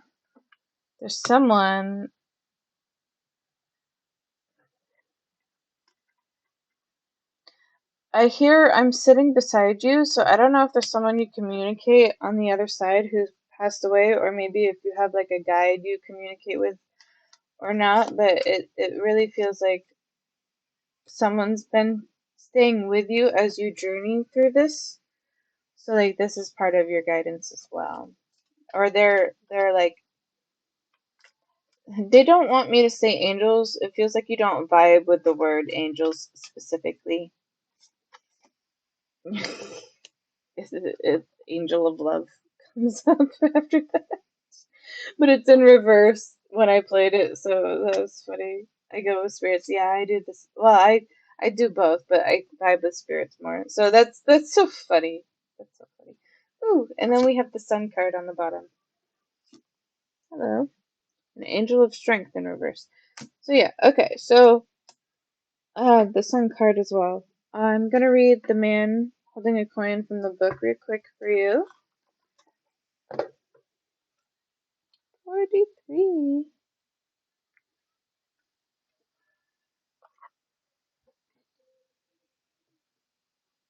Yes. Okay, so this this card shows a man, excuse me, sitting in a lushly flowering field, holding a large, bright coin. For men, this it could indicate an aspect.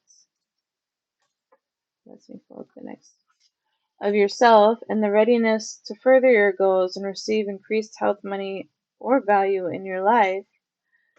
Greater success is on its way when you take control of your own finances and act. This card upright could also reveal the assistance of a financial advisor or healer whom you already know or are soon to meet. This man is helpful and may bring sage advice concerning the action you need to take next. Be open to this person showing up with support, but always turn to your own intuitive guidance to weigh the information you receive. This could also signify. Wait, Spirit's really throwing cards in my face today. Um, a new love interest with a wealthy man or a man from work. They gave me an image of, it's weird to say it this way, but I'm just gonna say it how I see it. They gave me an image of like a man, like a priest, coming up to someone to talk to them about their options, and it makes me think of the way they showed me in my head. It was like a woman who was approached by the priest to talk about the options and the financial struggles, and it was like in front of a church or something, and maybe it was related to like housing or something, but like it also makes me think of the movie The Hunchback of Notre Dame from Disney, and they seek sanctuary, and that's like something they're showing me, but that also makes me feel really uncomfortable. Like the priest in this vision they're showing me makes me feel very uncomfortable, highly insecure, and very unsafe as well. So like it's very specific in the message that they gave me,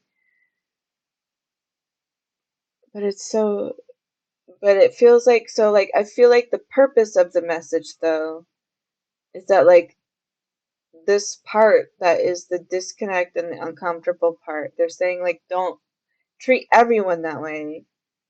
They're saying like there might be some subtle kindness towards people who genuinely want to be kind towards you. So so they're saying like don't just push away an offering that might come to you. Pay attention to it, and you can still choose whether you want it or not. But don't just give it away because of an experience or some bad, I'm going to call it bad juju. So like keep an open mind. or try your best to. Try your best to. Then we have the Sun card in the end, which is good. That's a good sign to me. It means good things are coming your way. Things are playing out. They're working the way they should. You're exactly where you need to be and should be at this time. We're going to move on to Fantasy Cats Oracle. And it's funny because I was drawn to this for you. And, this is why I asked if you were witchy. It meant, yes. Okay, I'm going to grab a drink. To me, it meant a familiar, so I don't know if you have a familiar or if you're considering one.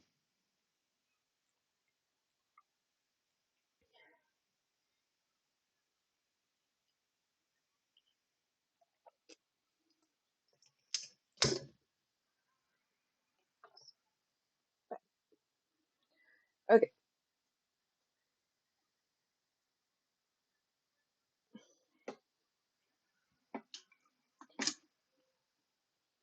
my past black cat. Oh, cute. I also had a black kitty, and it was funny to me because someone earlier followed me when I was talking about animals, passed away, and her name was Gemini, and the user's username is Gemini. We have meeting. Oh, this feels so cute. We have meeting. We will meet again. We will meet again. See me more often. You can see me. Look for me a little harder. Empowering. Yes. So see me through your mind's eye. You'll know when your familiar is around, they will show you.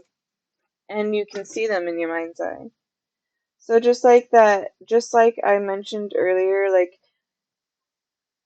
you mentioned tarot and the clairs, but like you really vibe with photos and like the touching of objects, which touching of objects is called psychometry. And I forget what the name for the photos is. I think there's a name for that too. But like the familiar is like you can do it. Do it the same way with me. They also come into your thoughts at random times. When they come into your thoughts at random times, that's like them being with you in that moment. Like they're actually there with you in that moment. So like talk to them. It also feels like this you said my past black cat. It feels like your past black cat was like very much meant for you. Like you felt very like your cat is the one you trusted the most. Hiding, yes. So you can feel it. Like you're very much into this occult stuff. Running. And I heard time when I looked at it. Running, time. And I see the cat. I see the cat totem. Cat totem? So maybe you have the name tag or the collar or something like that. And then sleeping. So running and sleeping. Attitude is desiring intimacy. And another another attitude is desiring belonging. Hmm. So this I need to drink again.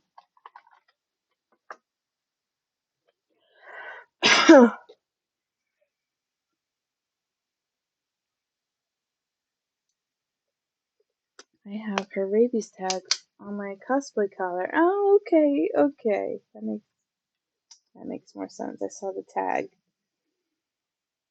Then we have desiring belonging, desiring intimacy. We have sleeping, desiring intimacy, and desiring belonging. The sleeping makes me think like you can see them in your dreams if you try. I'm also drawn to the acorn earrings, which is very specific and weird, that maybe it has a significant meaning. So in this card, I'm drawn to his acorn earrings that he's wearing. Acorns are like a symbolism of being able, it's like the phoenix rising from the ashes, is being able to grow after times of destruction. Because, when you see like where I live, there's like a forest fire.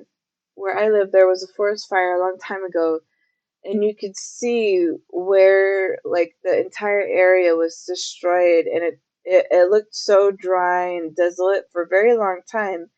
And one thing I really noticed a few weeks ago was that like nature's really grown and taken it back over. So like new life has come by. So like it's saying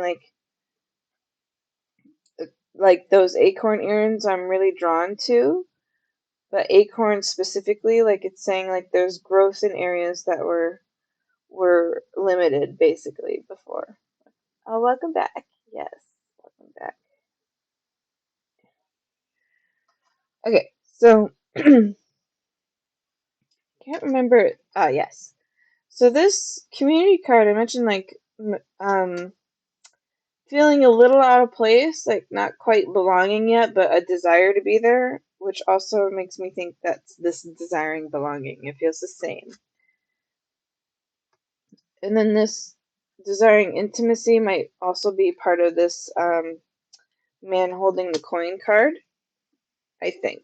I feel like that's connected somehow. Oh, my throat is really like scratchy right now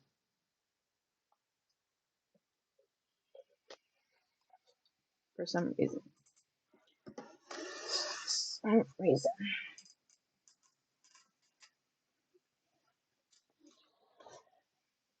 Oh, back. Okay. Also, the sleeping card, I'm drawn to the moss on the antlers. I'm drawn to the moss. So I don't know if you like moss or if you make like terrariums or something, but I'm really drawn to the moss. Or if you're someone who mixes mixtures or herbal things or potions, whatever it may be, but great light to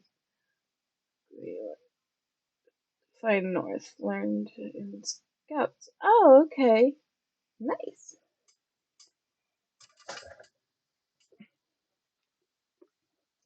Great way to find north. Oh, okay. If there's moss, that's interesting. That sounds so fun. No, I wish I was in scouts. Scouts sounds adventurous and fun.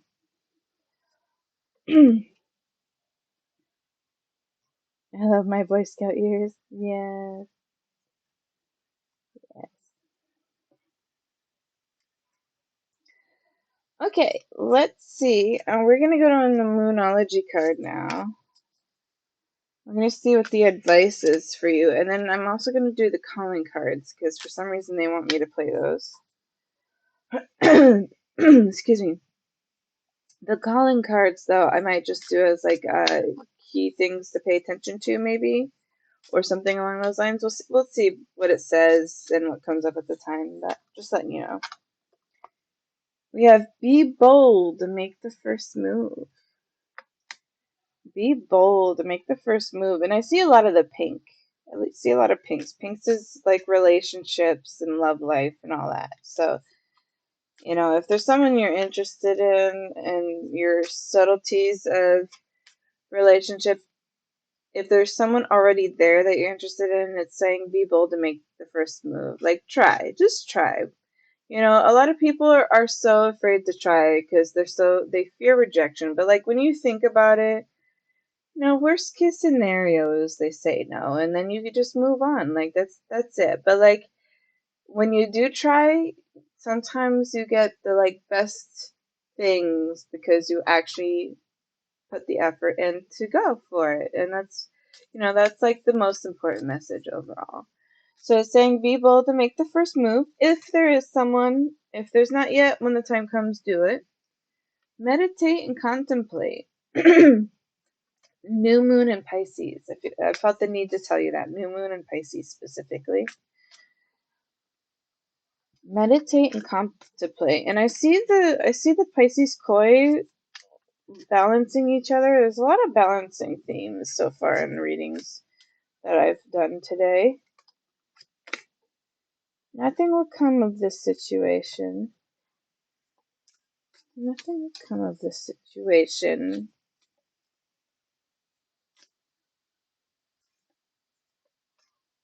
North always grows on the side of trees. Oh, that's cool. Which card is meant to be read? That one. Okay. The energy is gaining momentum. So be bold, make the first move. Meditate, contemplate. Nothing will come of this situation. And gaining momentum. So, like, I feel like so meditate and contemplate, I was feeling like the balance, right? And then nothing will come of this situation makes me think that I need to tell you to shift your focus. Shift the focus, and the energy is gaining momentum. And it's gonna grow. It'll keep grow. Hello. Sorry, I spooked myself. There's a bug that started crawling suddenly on my things. I'm too tired for startlement. Alright. Don't let your past hold you back. Okay, so yeah, it feels like you have a very deep and heavy and detailed past. Don't let it hold you back. Uh, People say grow from the lessons they taught you. Some things that happened in the past were just because the other person was a terrible person. Okay. It has nothing to do, you're not at fault and you're not to blame for anything, right? But like outside of very difficult and horrible things that may have happened, outside of that, think about other parts of the past that you think you learned lessons from. Like, what would have that been? What would it have been? Like, you now know what you do and do not like. You now know how you feel about certain situations. You know that you know an area you grew from. Like, what were the areas you learned from? Ooh, and then a win-win outcome is forecast. Oh, good. Oh, good. That's so exciting. All right, and then let's get in your calling cards. Let's see what your calling cards say. Let's see what comes up. No, no.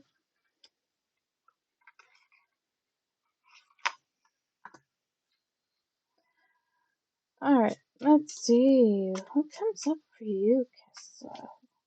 What do they want me to tell you? Ooh, solving problems. I have learned how I feel and how to stand up for myself and develop personality. I've been wondering what clairs I might be strongest with. Clairsentience. Definitely. Solving problems. Clairsentience is going to be your strongest one. Because that's very close, that's very correlated with the photo and the psychometry. That's based on clairsentience, which means clear feeling.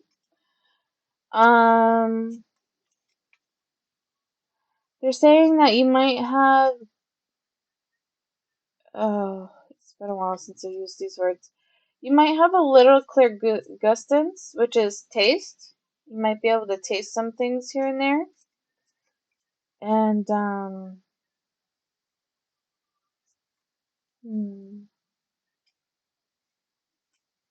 you're not used to it yet. You're not there yet. But they're saying clairaudience might be a strong suit for you as well. But feeling the most. Clairsentience is going to be your strongest one. For sure. Alright, so we have solving problems. The realistic side of things. What else? What else do you want from this deck for them to acknowledge? Resolving disputes. So we have solving problems and resolving disputes for you so far in these calling cards. That's what's writing things. Yeah, I felt the books and I could see the books. Building relationships. Okay.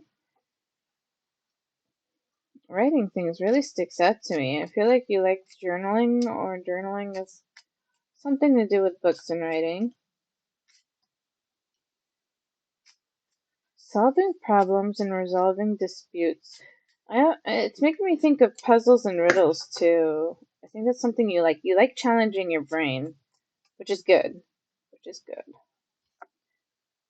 Facilitating change, which is you're actively changing, like you're actively trying to change. All right. Is there anything else? Is it one or both? Just one? No, it's okay. It's both. All right. Putting pieces together and making deals. All right. So yeah, it makes me think you like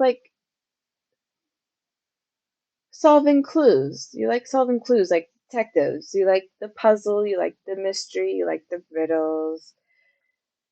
Putting things together, making deals, straightening things up is on the bottom of the deck. Creating trust is the split deck energy. So yeah.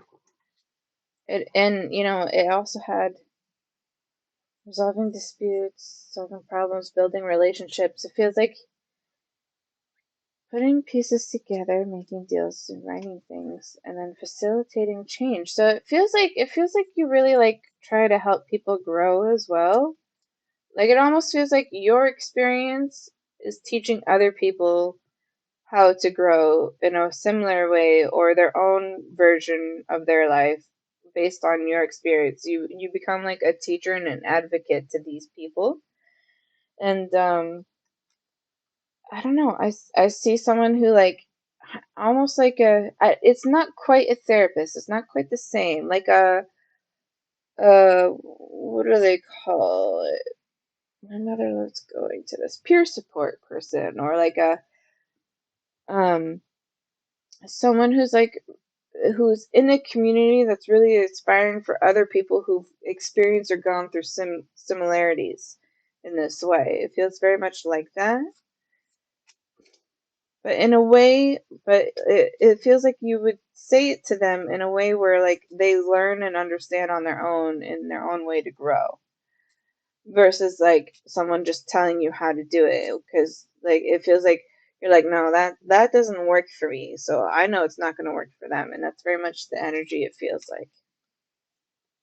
And then we have exploring the way on the bottom. So yeah, um that actually ends up your reading.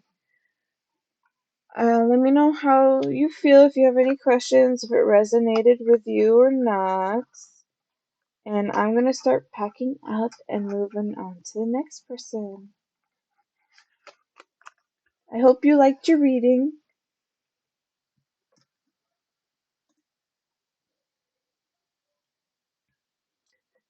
TC, I think you fell asleep.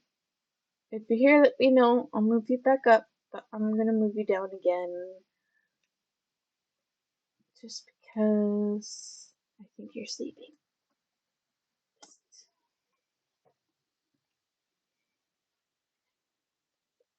It made sense and helps a lot. Oh, good. I'm so glad. I'm so glad.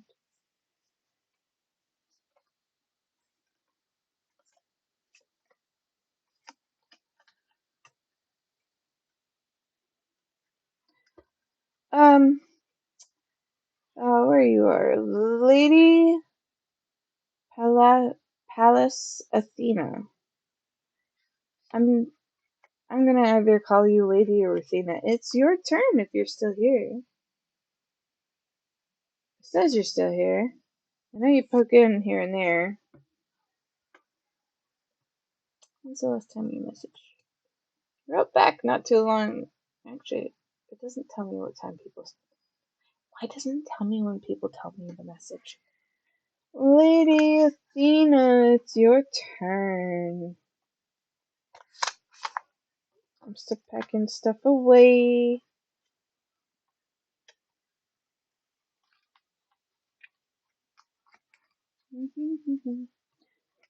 Type to her in just a moment. Just put this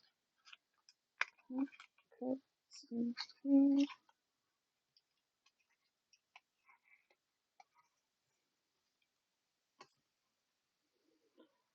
Uh,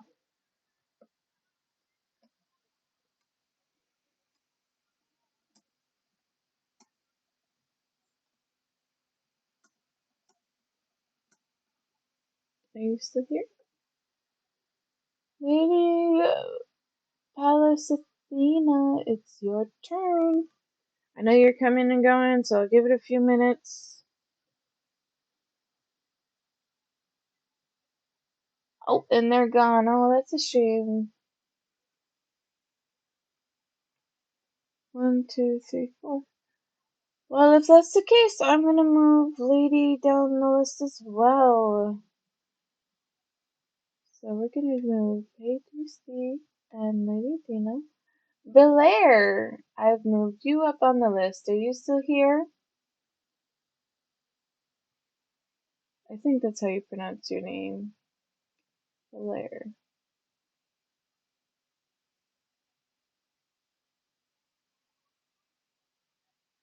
I can message in Discord. To me?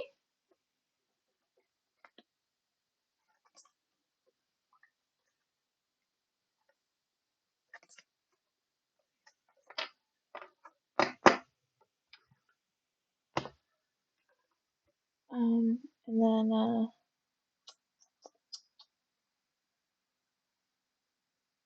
oh, okay. You guys are close. Alright. If you'd like to, that's up to you. It says that Athena is no longer in chat, though. So they might have gone to sleep, but I know they messaged not too long ago, so I'm not sure. Feel free to do so if you'd like.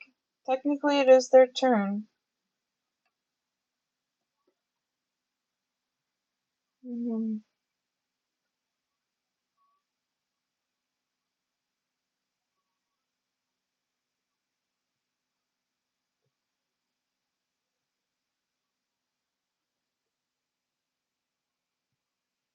Alright, I know Kessa's here. I just finished Kessa's reading. I'm gonna pack up my cards for now.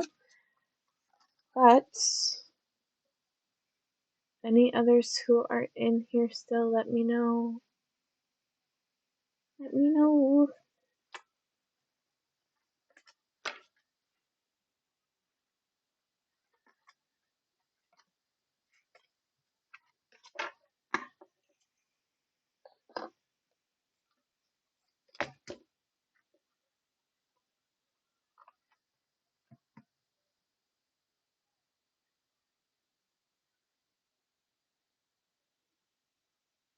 No worries.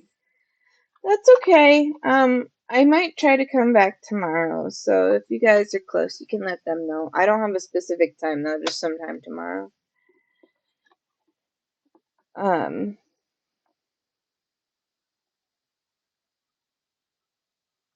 yeah. It is almost 3 in the morning for me though, so depending on who's still here, I may or may not just end this stream. So let me I'm gonna move Lady Palace Athena down, and I'm gonna do list. Uh, it's your turn for you still here.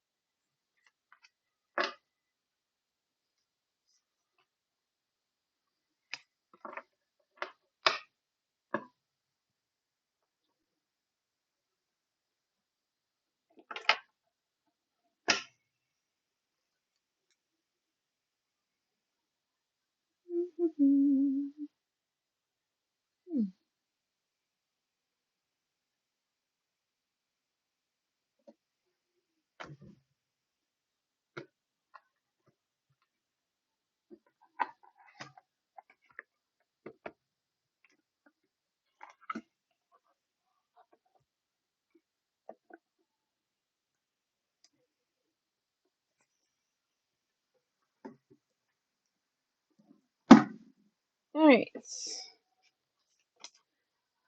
Hey TC, Lady Palace Athena, and Belair. If any of you are here, let me know.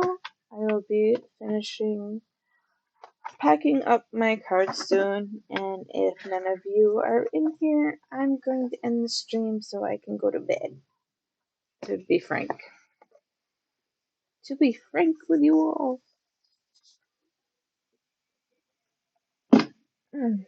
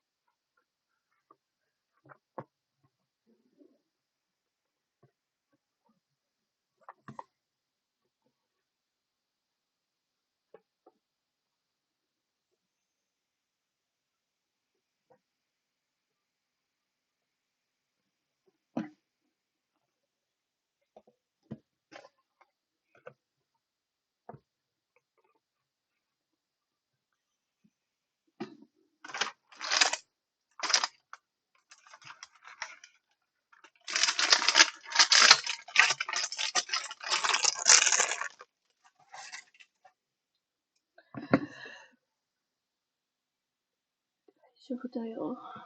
Okay. Alright, last call for anyone left. Last call.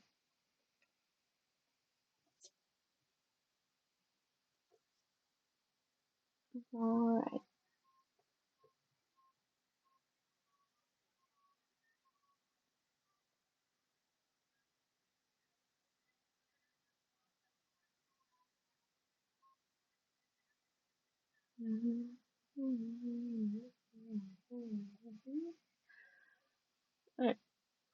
Alright. Everybody's quiet. I'm pretty sure they're probably all passed out just like I should be. So I'm gonna end the stream here.